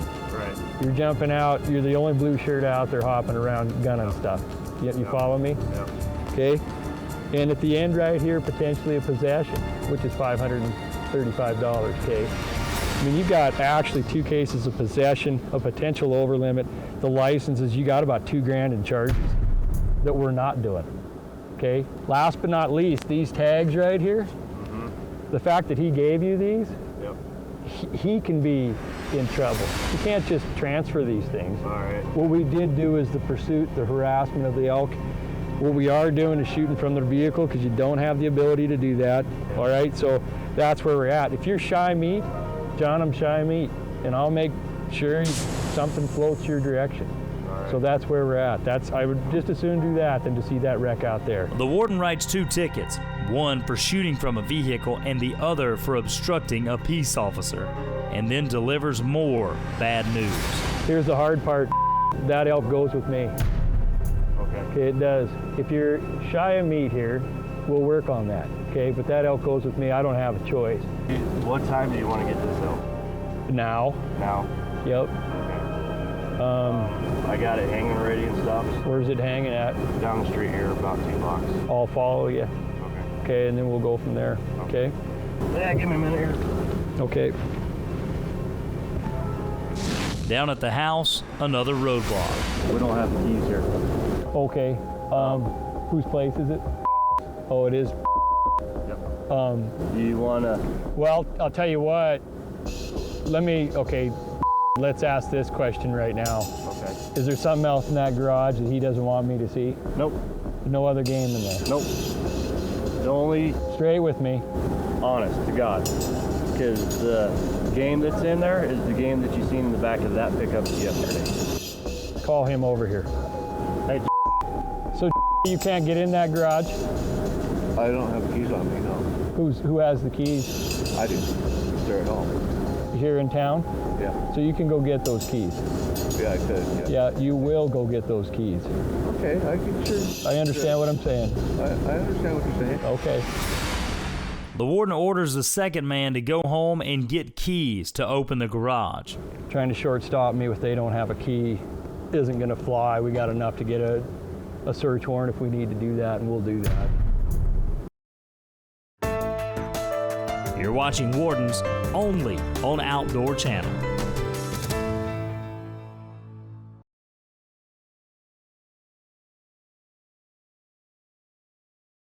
Today in Region 4, Warden John Lasovsky witnessed a hunter shoot an elk from a vehicle. The hunter then showed the warden his handicap decal, enabling him to do so. The only problem is, as it turns out, the handicap permit was not his. He lied to me yesterday and told me that he had some handicap stickers and he was chasing elk and shooting them out of the window. And okay, well, we're going to say hello, and I am going to yank his elk, and that's how that's going to go. So. And now, out on the snowy hills of eastern Montana, Warden Steve Marks stops to chat with a local rancher. The landowner says someone has illegally killed deer on his property. The warden wants to find the shooter. Well, we just talked to some hunters that have killed a couple deer north of here, and so they could be the guys that were in there. When do you think this happened? Yesterday or the day before. We want to go up there and see what we can see. The rancher agrees to lead the warden to the spot where he thinks 2 deer may have been illegally shot.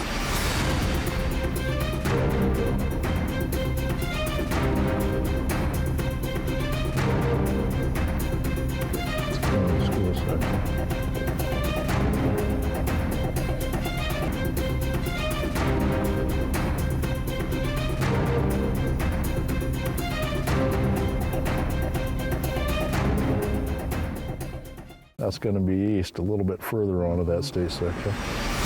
The warden spots the first gut pile. I do see man tracks coming down over there. Yeah, you're right. This is probably one of their deer, I'm guessing. And the thing with these 4-wheeler tracks, you know, you got an old post here. I mean, we're right on the edge of whether they're on that state section or not. That's right. It's pretty splitting hairs there. No. The warden decides the first kill was in fact legal and on adjacent property. Next, he'll try to find the second gut pile. The rancher spots a set of ATV tracks and the warden follows them.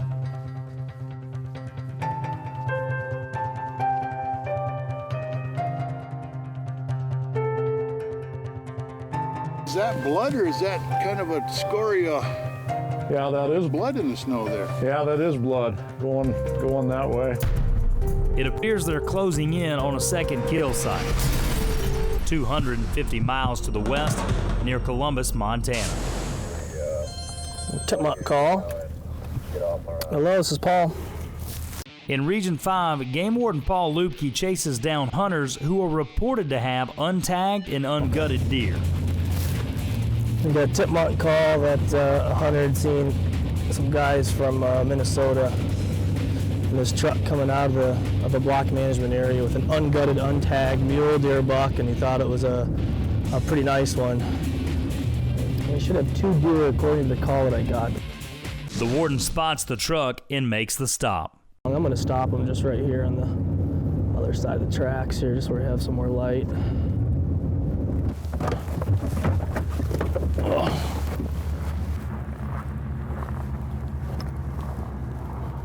How we doing, guys? Good, how are you? How's the hunt today? It was good. Good. How many folks you got back there? 2 in the back and 2 up here. How are you guys? Good. Where's everybody from? From Billings. Everybody's from Billings? Yep. Okay.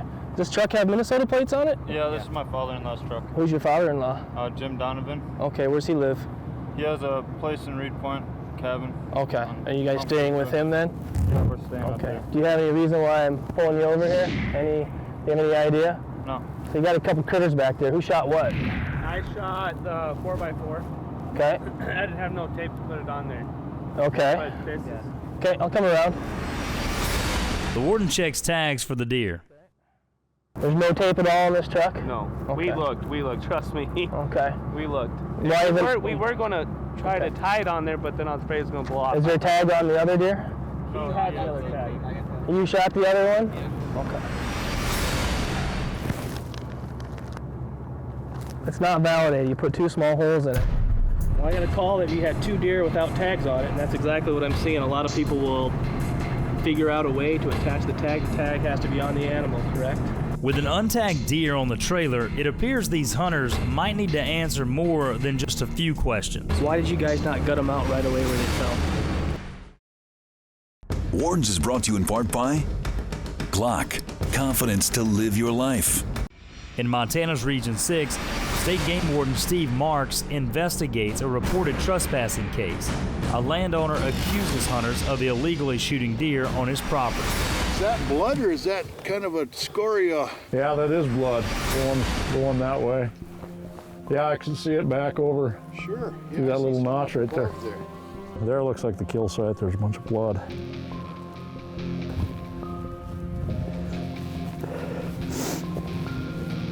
Oh yeah, there's the gut pile. Earlier, the warden questioned 2 men who said they had shot 2 deer in the area. After investigating, it looks like the men shot the deer legally, but might have cut across the man's property to retrieve the harvested animals. That's exactly what they did. We backtracked the gut pile to where we think is the kill location on this deer. They said that it was gut shot, so this is matching up to the hunter's story that it was gut shot. You see a large amount of hair here and intestinal material, so kind of leads to the fact that it was probably shot here.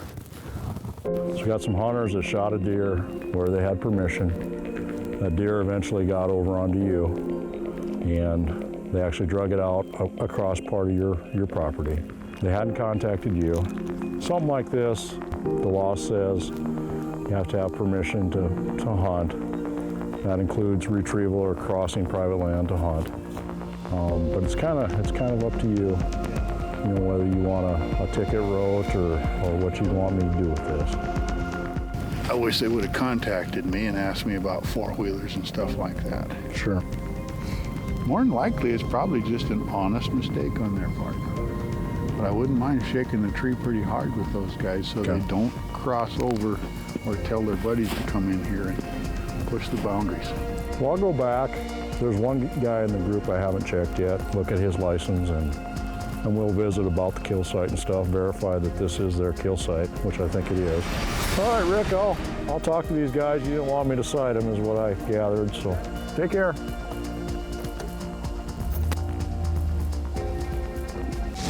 The warden agrees to revisit the hunters. When you guys went in and got it, so there's an old road we use because it's so big. We were going to cut it up, but then we thought, well, there's a road there. But you had to let the fence down to get in there, right? Yep. and then you come down the road. Yep. And then there's actually another fence line that you went across to get to your gut pile, right? That's Larry's, though, because, yeah, I mean, that's... Well, here's what the issue is actually not Larry's, but the fence line goes around the coulee. The men decide to check out a map and reconfirm the property boundaries. Yep. Apparently you guys were somewhere close to that rock shelf. Actually, that rock shelf was, so we were right across diagonally from that rock shelf. So basically the rock shelf was like that angle and we were here. We did see some four-wheeler tracks through the gate there. Okay. That's Olson's too?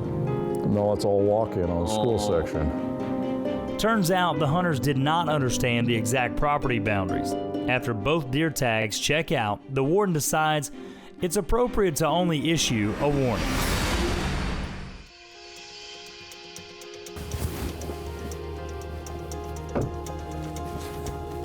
All right, John, here's your conservation license back. Okay. This is just a written warning.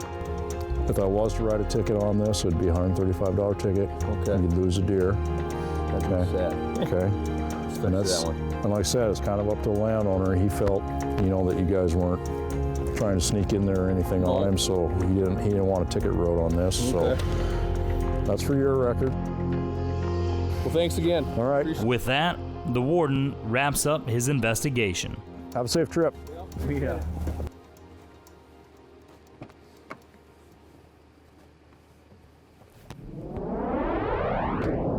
Still ahead.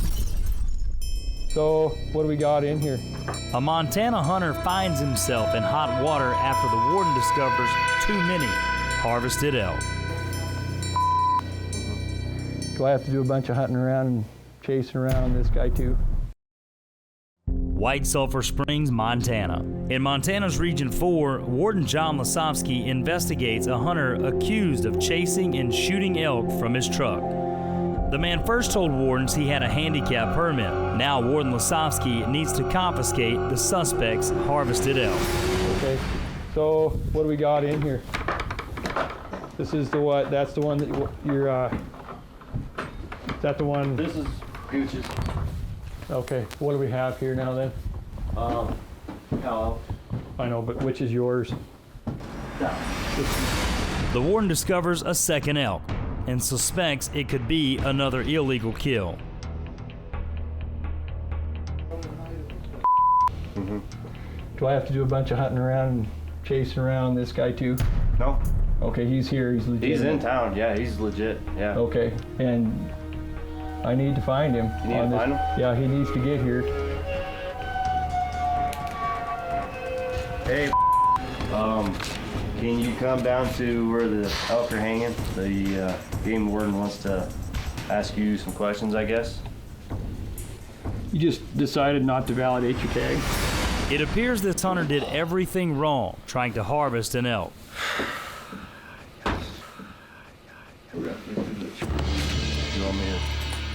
We'll hold on to it here. We're gonna have a chat about it. Let's put this chair up here and I can get up there and get it.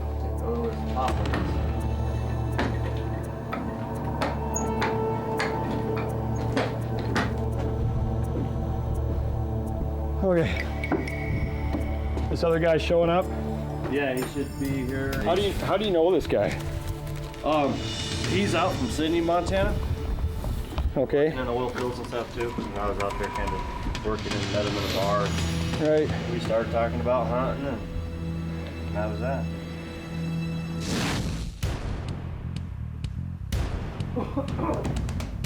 Hey, you got your conservation license with you here? And your driver's license? And where do you live? Sydney, Montana. Okay. Yeah, I've been there for... So hop in my pickup here for a second. All right. The warden spots another problem and starts asking questions. So what do you do in Sydney, Montana? I'm a land surveyor. I moved to Sydney so I could come out here and hunt. Okay. Basically. Okay. So let me ask you this: when you bought these tags, did you see what your address says right there? You know, they goofed up on it and they... Did you give them a Minnesota driver's license? Well, see, when I originally came out here, I was a non-resident. Okay. Okay, so I bought non-resident tags. Okay.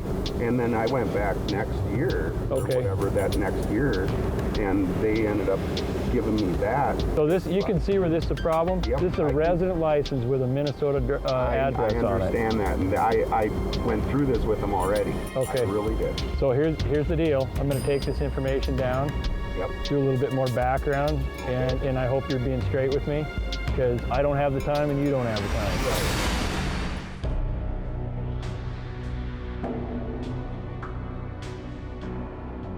Anyway, well, good luck, you guys. All right. Another note. Yep, you too.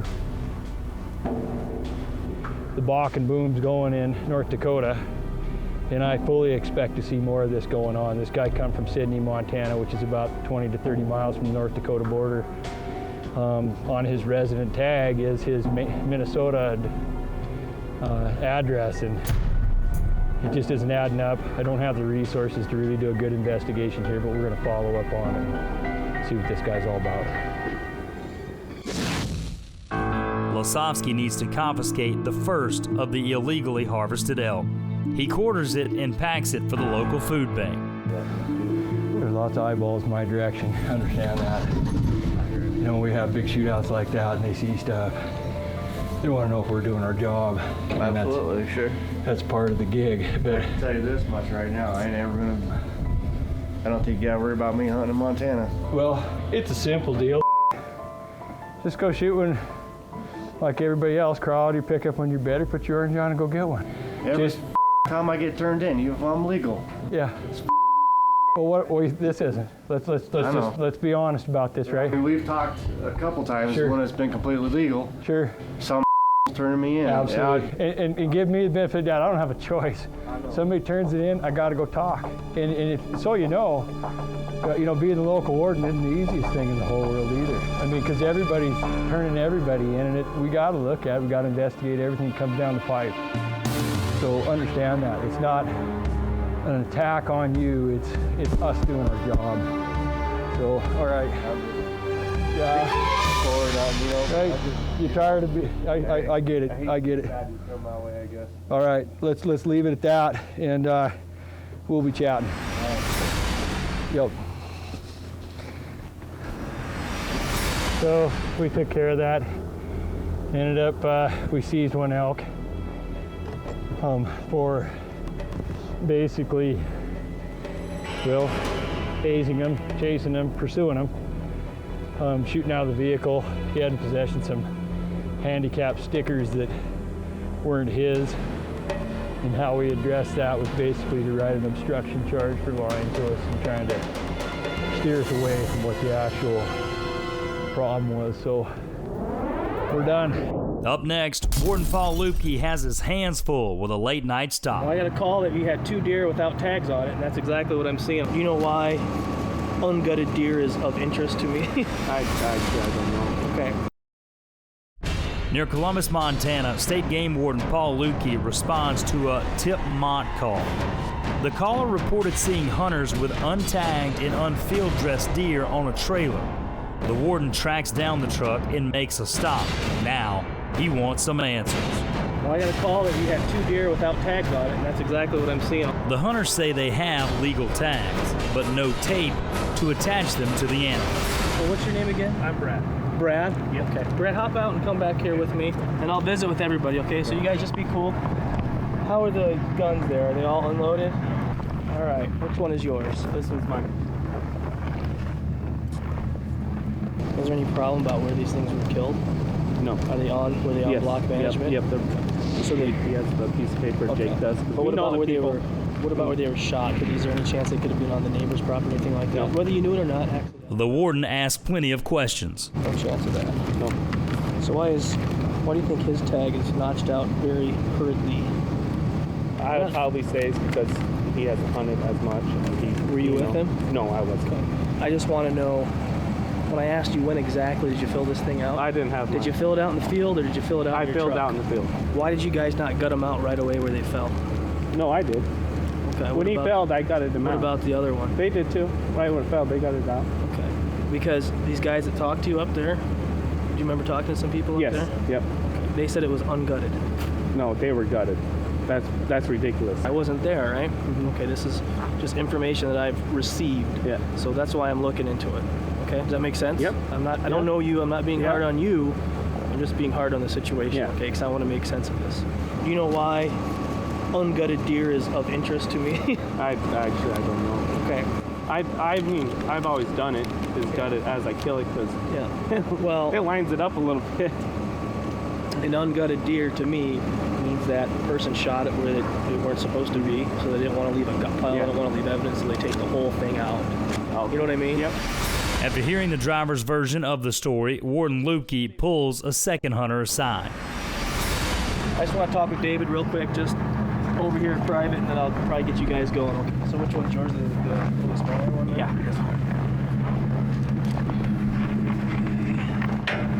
All right, come on back to my truck real quick. I just want to explain myself a little bit so you know. You can put your hands in your pockets. All right. I know you got a pistol and I see all the other stuff, but it's cold and we deal with that, and this isn't Miami, so. Thank you. I'm gonna assume you're not gonna pull out a pig sticker and take a run at me, right? No. Okay. When I get a report that there's an untagged, ungutted animal on top of a four-wheeler, that piques my interest, right? I understand. So that's why I'm initially stopping you guys. So I want to make sure that what you told me is consistent with what all the other guys told me and everything.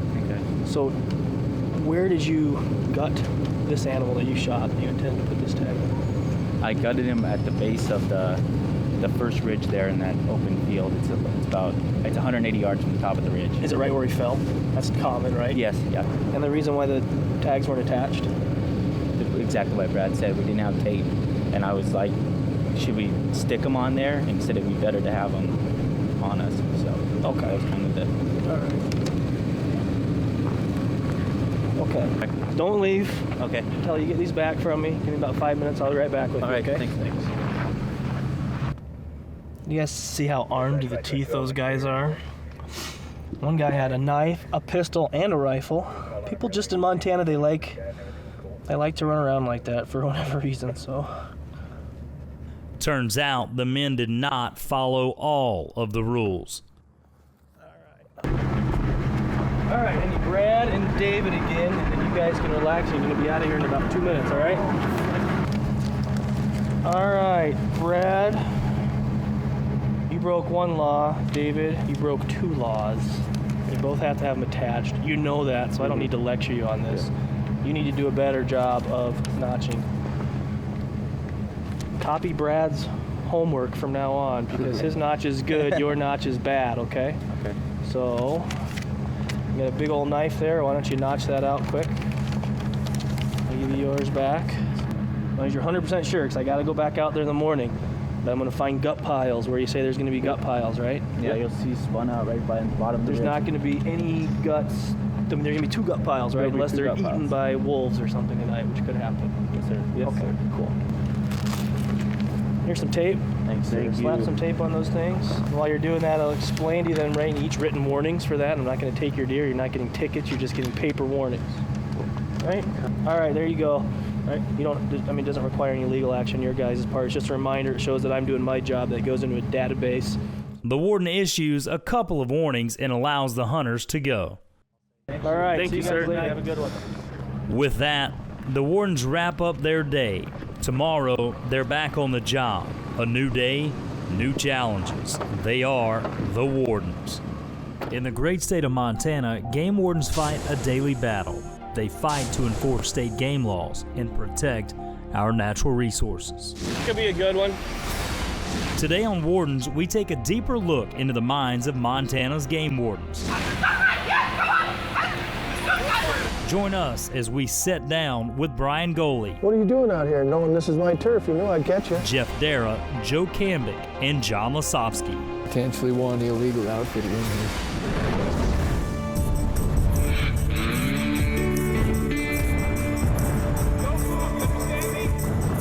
You know what you did wrong? You're before shooting hours.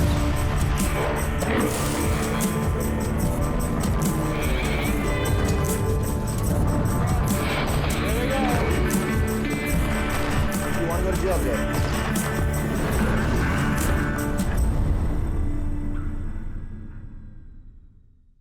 Well, we're sitting here with John Lasofsky, Jeff Dara, Brian Goley, and Joe Cambick. And Jeff, you know, it's been 3 years we've had this Warden show, and it actually all started with you and I. I'd called you about it. What was your initial reaction when I came to you to ask you about doing this show?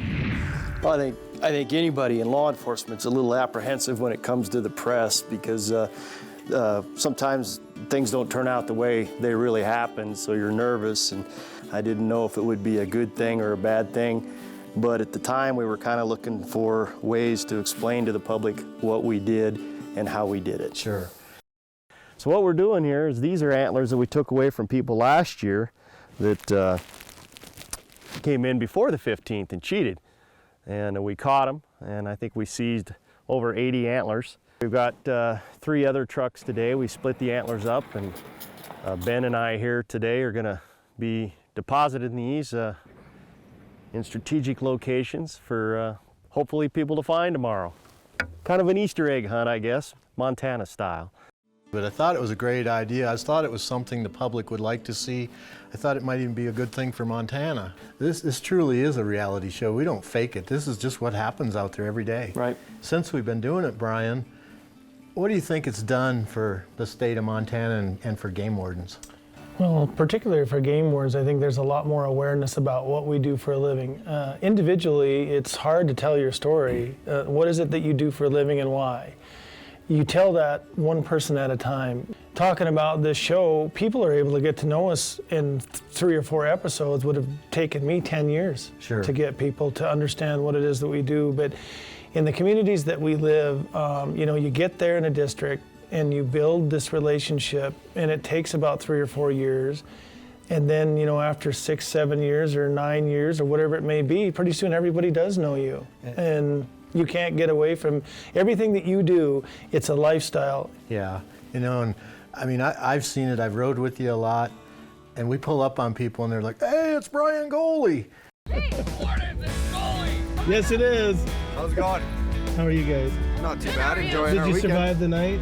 We did. We still got 2 more to go. The creek's really cold, though. I tell you that. And we lost TV. We lost her. Hey, come have a beer. Shut the camera off. Don't say anything to me. Don't steal my gun. Hey! Was that a guy? That was I'm trying to really get arrested, and we're gonna let you go. Oh, no. Fall asleep in the crib. You gotta pick me up, though. See? Are you married? He's looking for something. Hell yeah! Outdoor channel. Yes. We are actually on Wardens. Wardens. People do recognize me, and I know they recognize these guys too. And it's not really that big of a deal. It's kind of nice because they recognize you for the right reasons, because you hope you're presenting game wardens well on TV and you're given a fact-based show of what, in a reality show of what it's like to be. And so being recognized for that is good. And it's funny, people will take a little bit of time and they'll kind of stand around and then pretty soon they'll ask, "Hey, are you that guy?" And that's a great way because they may have never ever talked to you before, and it's a great way to talk about the show and what game wardens do. And it's fun to actually talk because it's very seldom is it ever negative. And I gotta tell you, there's a lot of people that ask if I'm Brian Goley. Wardens is brought to you in part by Glock, confidence to live your life. Have you ever wondered what it's like to be a game warden? Well, today we're taking you behind the scenes. What does it take to be a game warden? You know, for me, starting out early on in my early years, game warden was somebody that would meet you in the field and you know, he would check your deer, do whatever, and he was kind of the modern day mountain man back then. Self-starter is kind of the cliche that when they advertise for a position, they're looking for a self-starter. Well, what's a self-starter? You know, it's got a really big meaning to it, and it's the passion that the people have that are in this profession, whether they're in Montana or Florida or wherever. That passion runs deep.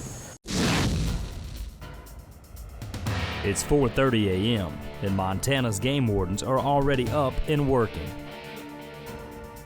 This isn't really even that early. At 4:30, we slept in this morning.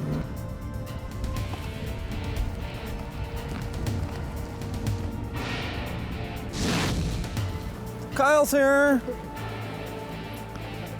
Are you sleepy? You're waking up. You're doing good. What made you want to become a game warden? You know, I think I've always deep down wanted to be a game warden.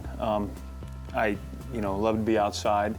I love, I have a passion for protecting the resource. It's important to me. It's important to all of us. I think that's why we do it. Where'd you get Christmas trees? Christmas trees clear up back that way. Okay. So, National Forest on the other side of the Spotted Dog. Okay, so you got permits for them? You have to get a permit for a Christmas tree? Absolutely you do. Nope. Don't have one of them. You just never know what's going to happen, and you have to be ready for anything at any time. And we drive around in these offices, and at any second you leave that office, you could be rescuing somebody, you could be fighting some guy who's a domestic dispute in a fishing access site, you could be backing up the local fire department on a fire, a car wreck. You just really never know. And as a game wardens, the bigger, the more opportunity you have with people being out recreating, the more opportunity is going to be for tragedy, or opportunity just to contact people, or opportunity for, a percentage of people to break the law, whatever it may be. Goalie responds to a medical call in his rural district. Do you think you need to go to the hospital? Oh, I know I do. Why didn't you stay there when you were there? Because I'm going home first. I got an appointment Wednesday.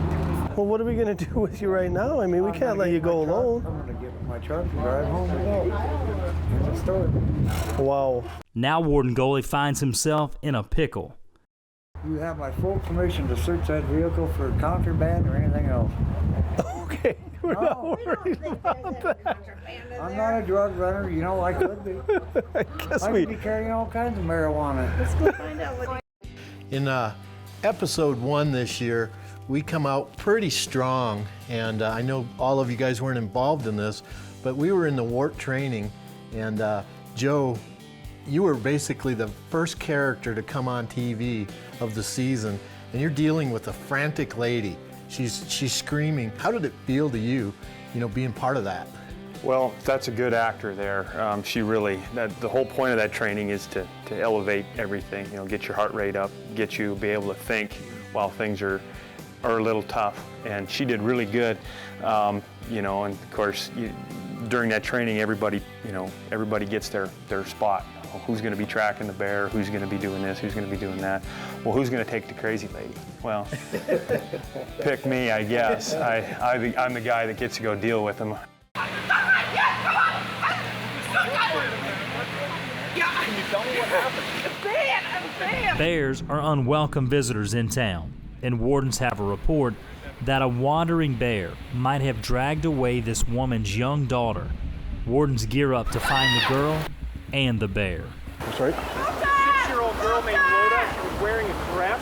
Okay. She doesn't remember what color. Okay. And then it ran right in through here somewhere, according to what they said. Right away, officers find themselves in dangerous territory. Thick woods make spotting a potentially dangerous bear almost impossible. You don't want any more people in there. We're going to go in there and find that bear, okay? We're going to go in there and find out. You talk to those folks that do that WART training, they'll tell you you're going to have to keep mom out of the scene, and that's probably the hardest thing to do in that whole situation.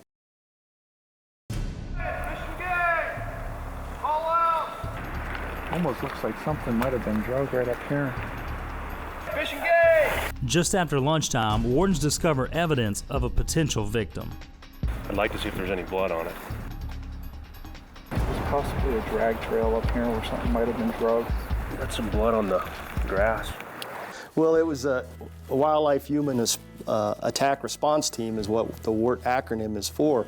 And this training was a big training. There were probably, 100 plus people there from all over the United States, really. And while I was there, we just so happened to have a grizzly bear call that day where an individual had shot a grizzly bear that was in his yard, and it limped off wounded. If she's not hit, she'll come busting down that hill. Okay. And then once I get eyes on her, and then I can just herd her like a cat down the hill.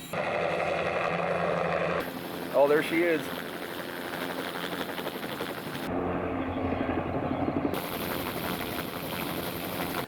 So I got to miss a whole bunch of the training, I guess, so to speak, and went out and did the real field application of it with a few of the guys trying to track down this wounded grizzly. So I didn't get to see all this training.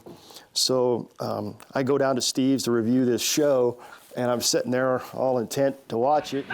Here's Joe doing a great job trying to calm down this woman, and I'm the captain thinking, oh, what did I miss? I'm gonna go. And he had me hooked. I thought it was real. I mean, it was that good. You know, I thought, geez, what did I miss? I didn't hear about this, and it was the training. Yeah. John, you know, how important is that training as a game warden? It's critical. I mean, whether it's search and seizure or domestic stuff or whatever it is, I mean, I think that, you know, we train for SIMs, we train for our pistol qualifications, you name it. We meet twice a year, and our folks that do the training are actually trying to keep it fresh, keep something new for the things that we might encounter out in the field. And it's really important. We don't rely or can't rely on a radio call to call some specialist down the street to come help us. And you know, these bigger cities and bigger departments, they have people that specialize in different aspects of law enforcement. Game wardens don't have the luxury. We have to be specialized in all aspects of law enforcement because you're by yourself all the time. I mean, one day you're driving a jet boat, the next day you're on a quad runner, you may be on a motorcycle, you could be on a horse, or you're in your truck, or you're hiking. And you may have a shotgun at a bear incident or a dart gun administering drugs at another incident. And we've done all that We've too. done it all, and all the game wardens have. And anybody that's listening to this, whether you're, doesn't matter what part of the country, and they understand what I'm talking about. You have to be good at all of it. I know none of you guys have been involved in this particular show, but we always do the boat float. And this year it was just mass pandemonium. There was so much going on. And those boys in Region 5, I mean, they got their hands full there. Yep. You know, my hat's off to those guys too, because they got a tough job, you know, and there's a difference in like a district, you know. They're running jet boats. I had no idea when I saw that episode, and I just thought they were down checking fishermen, that type of deal. When that episode came on, I was standing in front of the TV going, holy crap, look what these guys are doing. And They were saving lives. They were saving lives, and I was impressed. I mean, it was pretty amazing to watch. Region 5 wardens put their lives on the line at the 2012 Yellowstone boat float. Could be a good one. A whitewater section with Class 3 raft. Almost immediately, one boat goes over and wardens move in. There's one. Well, we'll have to let them run out a little bit. That's what we'll do.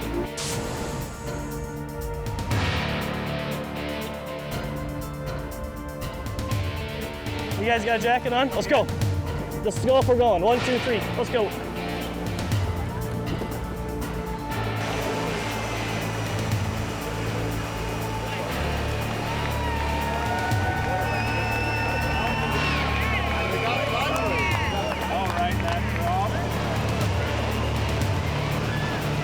You're okay. Watch this boat going sideways. This is a dangerous job.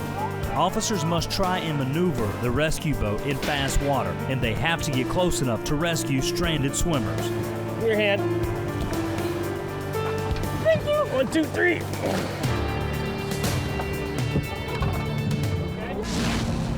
There's a free raft right there.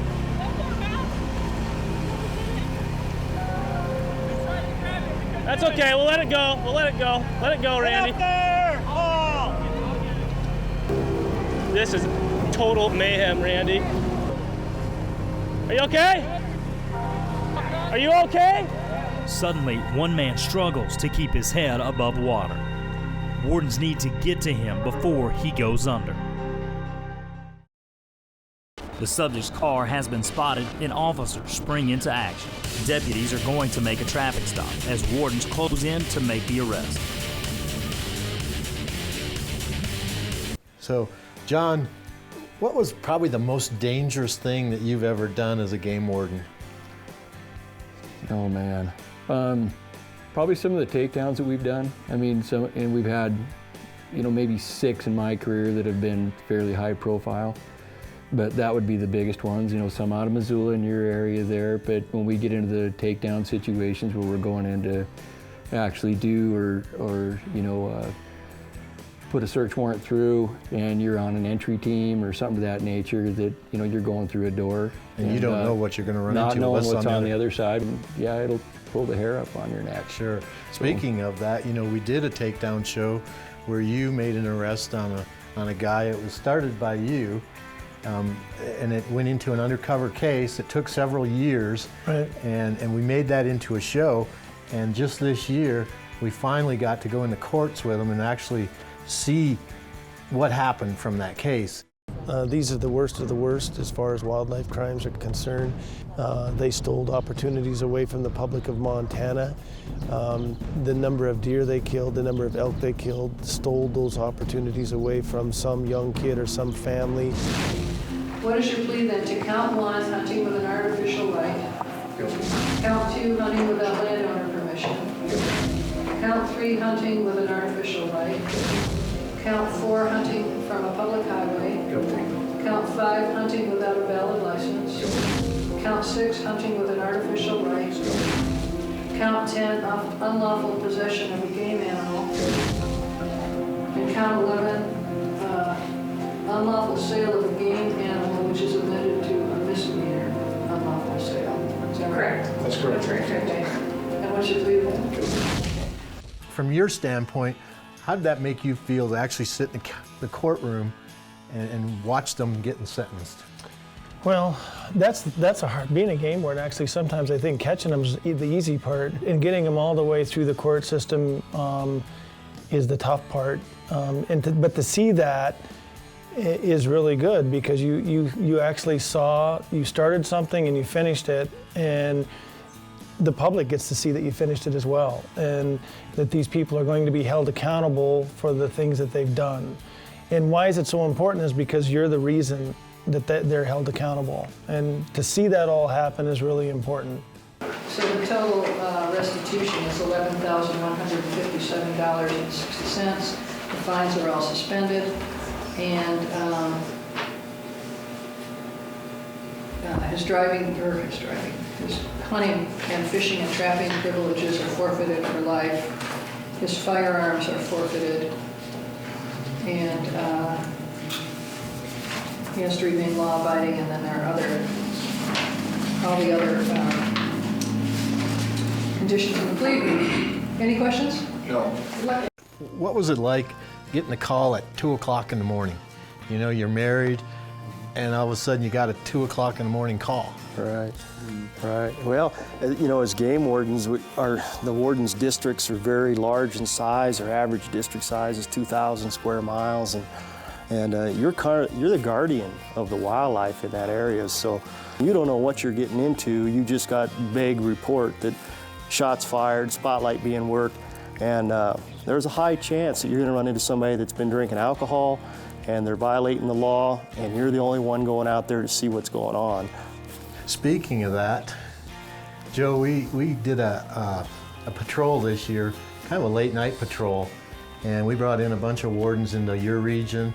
We did a saturation, we put up some decoys, and we saw what we felt could be somebody that might do just that.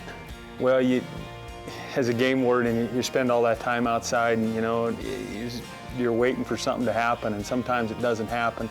When you see that car, you can look at it and you know that's the one. Yeah. That's the slow roll. That's the classic slow roll. They're just looking for something to kill. And you know, it was a perfect night for it that night. No wind, it was clear, it wasn't too cold. Those folks out, that we knew what they were up to. And we knew we had to get something in front of them.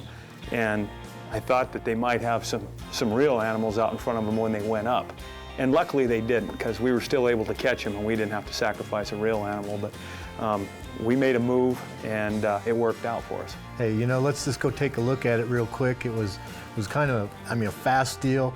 I jumped in the ditch with a camera. You backed up in your truck, and Dan Curtin was there. We had all kinds of guys there. It was really neat. So let's go take a look at it real quick.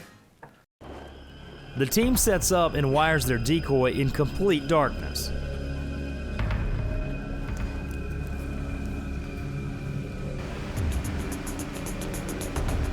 This is good. This is good stuff, Terry.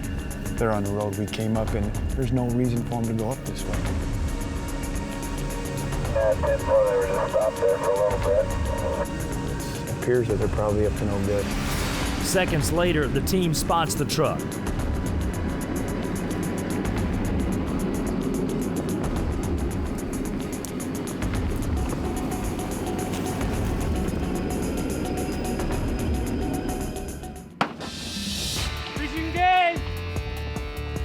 Stop your truck!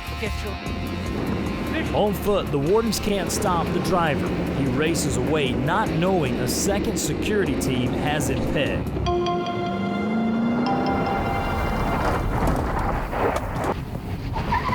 Let's see your hands. Get your hands up. Get them up. You're watching Wardens only on Outdoor Channel.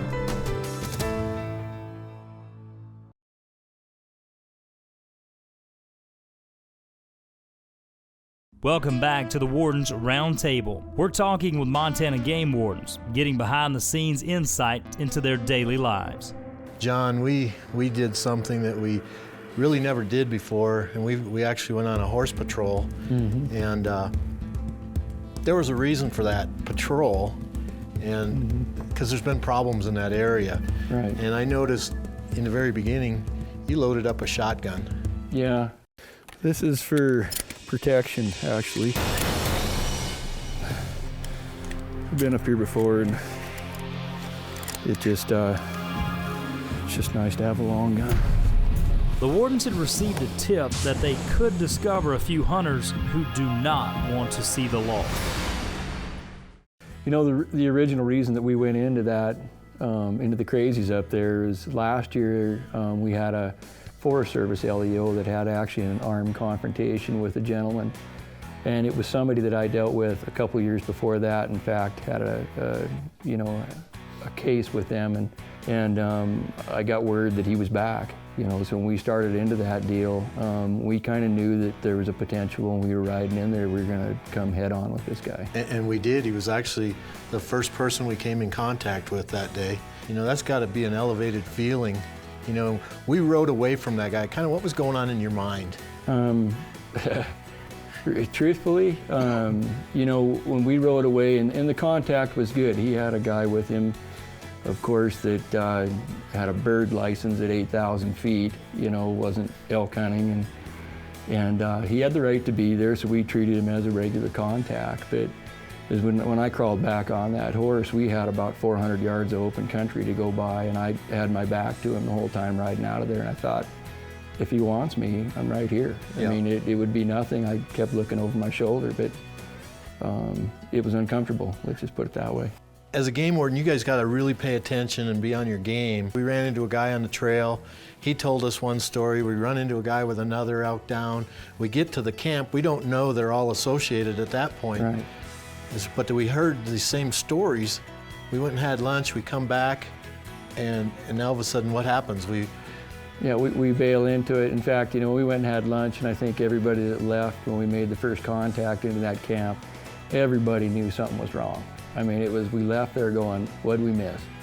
So we built a fire, had a sandwich, and talked about it, and decided to go have another talk. And by the time we got back down the second go-around, they knew we were coming back, and things started coming apart for them. It's not like it's a guy that does it for a living. No, it's not an outfitter. No, it's not like an outfitter or nothing like that. So does he have to be permitted then?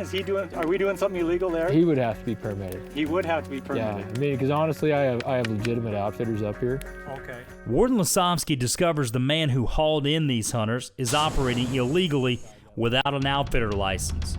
That's the first problem solved. This is how I kind of come back and ask a couple questions about it. Well, after we got done chatting, I thought I'd talk to you down below, and first I thought we talked about 2 elk and then possibly a third. When I chatted with you down Lodgepole. The hunters appear a bit nervous as the wardens question them about the number of elk they've harvested. Their story just doesn't add up. So do you have your license on you? That's one thing I didn't do was check you. He said the same thing. He said something about... Did I check you? License? Can I check you? Check license. No, I appreciate that. Thank you. This hunter hands the warden a validated elk tag. It should be attached to the harvested animal. What did you, is this just your conservation? Did you get an elk, or where's the rest of it? And then where's your elk? A little bit of snow. In the corner here. Around the corner? Why don't you show me your elk? It appears these hunters aren't telling the wardens the truth. Now they have a problem. Wardens is brought to you in part by Glock, confidence to live your life.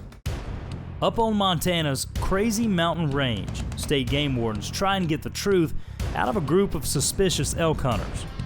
And then where's your elk? A little bit of snow. In the corner here. Around the corner? Why don't you show me your elk? Warden John Lasovsky suspects these men lied about how many animals they'd harvested. A hunter finally admits to a third kill out behind camp. Is that why you've got the horns hid? Because he wasn't. That wasn't up here yet. Yeah, he wasn't up here or whatever, you know, this type thing. Okay. Is that why you're awful quiet? There's telltale signs when you see these things, and every one of us, we've seen them, and it's not rocket scientists sometimes to figure these things out. In that particular case, one guy, John sat down and this guy's back just, whoop, he turned around and he was away from him.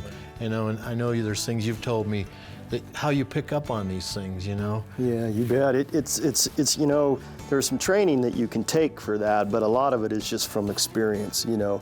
And that show with John was really good because I haven't had the privilege to work with John a lot, and I'm watching him, and I'm kind of going, John, check over there, you know, look behind the tent, you know. But he had it, you know. He was his wheels were spinning, and he had it. So.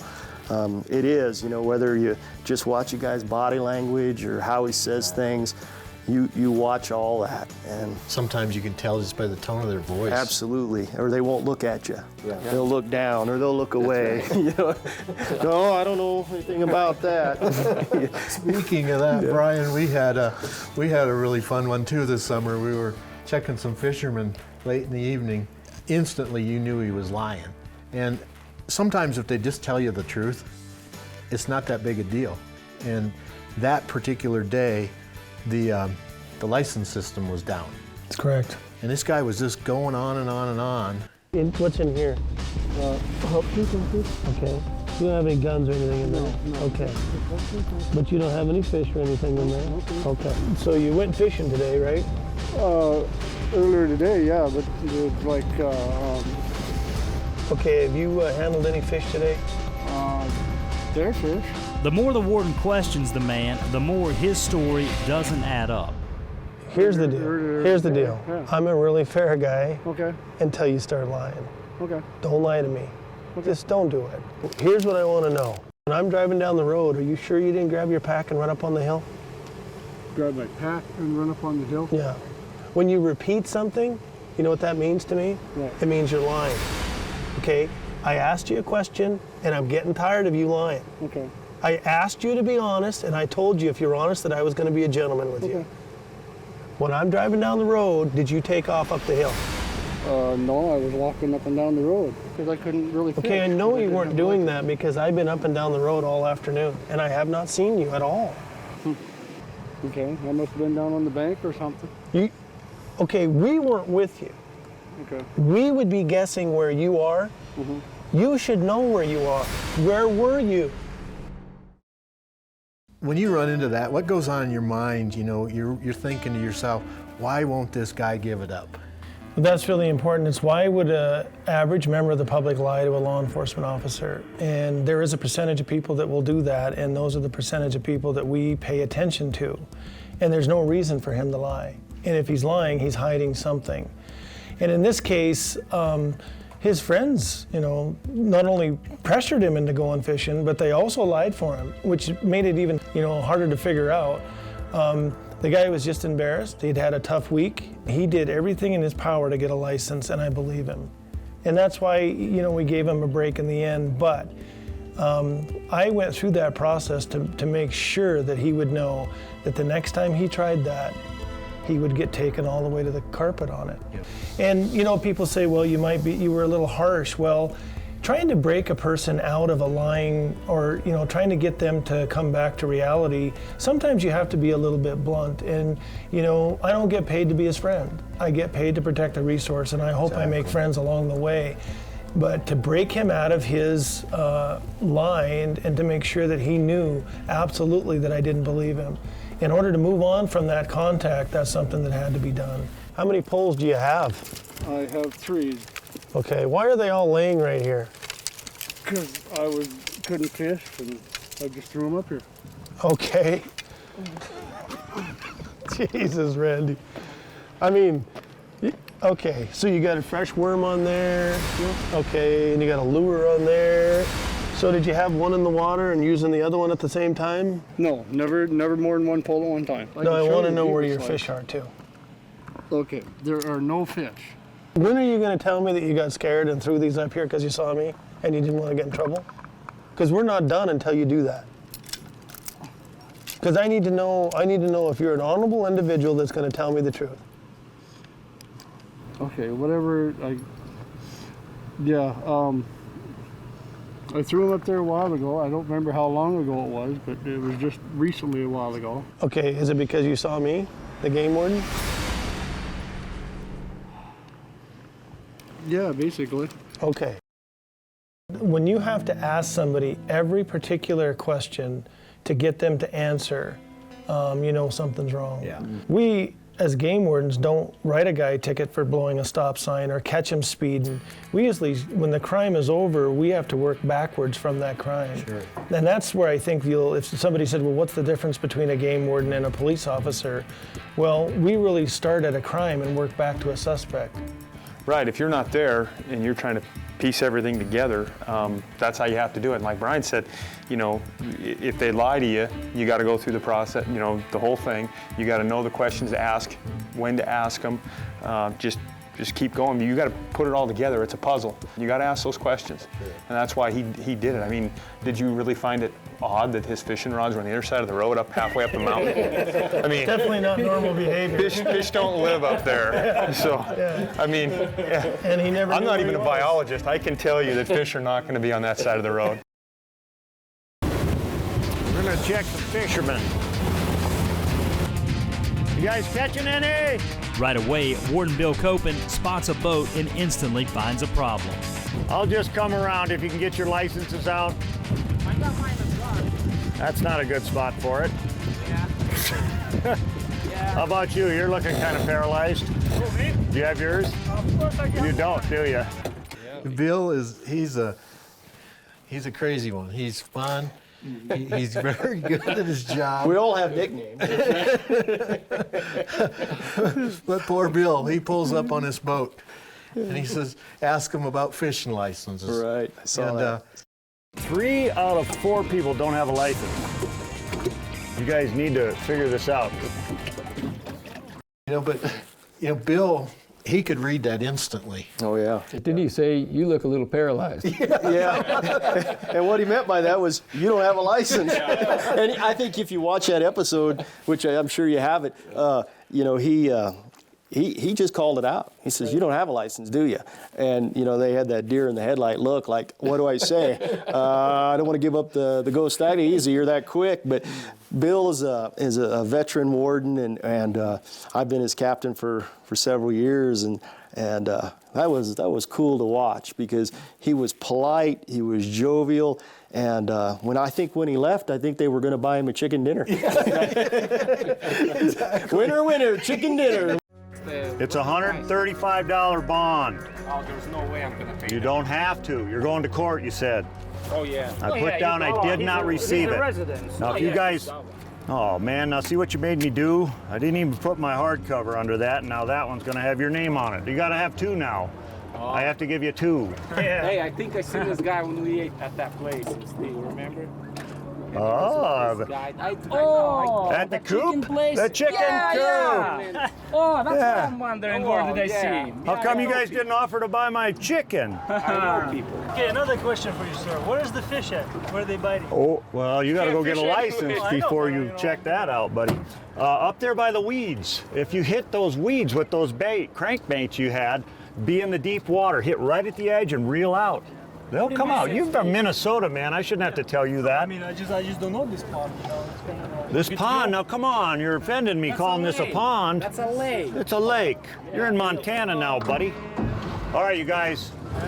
Thank you. Oh, no, thank you. No. Thank you for what? Are you kidding me? Don't thank me. He's doing his job. Yeah, that's what I like. Yeah, Nikolai, you got to listen to them a little. That's what you need. Just doing my job. If I see you drop by, I'm even gonna wait. You're not going to buy my chicken at the coop? I might. All right. Bill, who's gonna buy you? No, I said Nikolai is. I might. That's too much fun.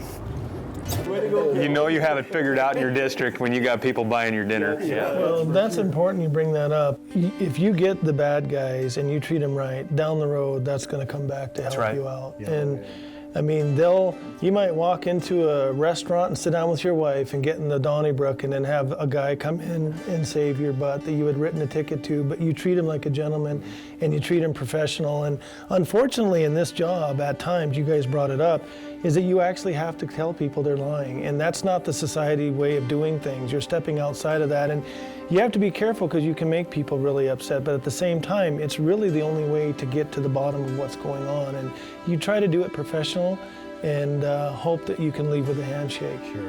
And that's one thing that almost every time you guys write a ticket, there's always a thank you from them. They're thanking you for giving them a ticket, and there's a handshake. Easy now. Okay, so you're going to take care of that, and it wasn't too bad. We worked that out. Yeah, thanks for taking it easy on me. Not a problem. My favorite part of the day was probably when I probably the third shot. When she was dead? When she dropped and hit the dirt, that's the best part of the day. Yep. John, what do you think is the most rewarding part of being a game warden?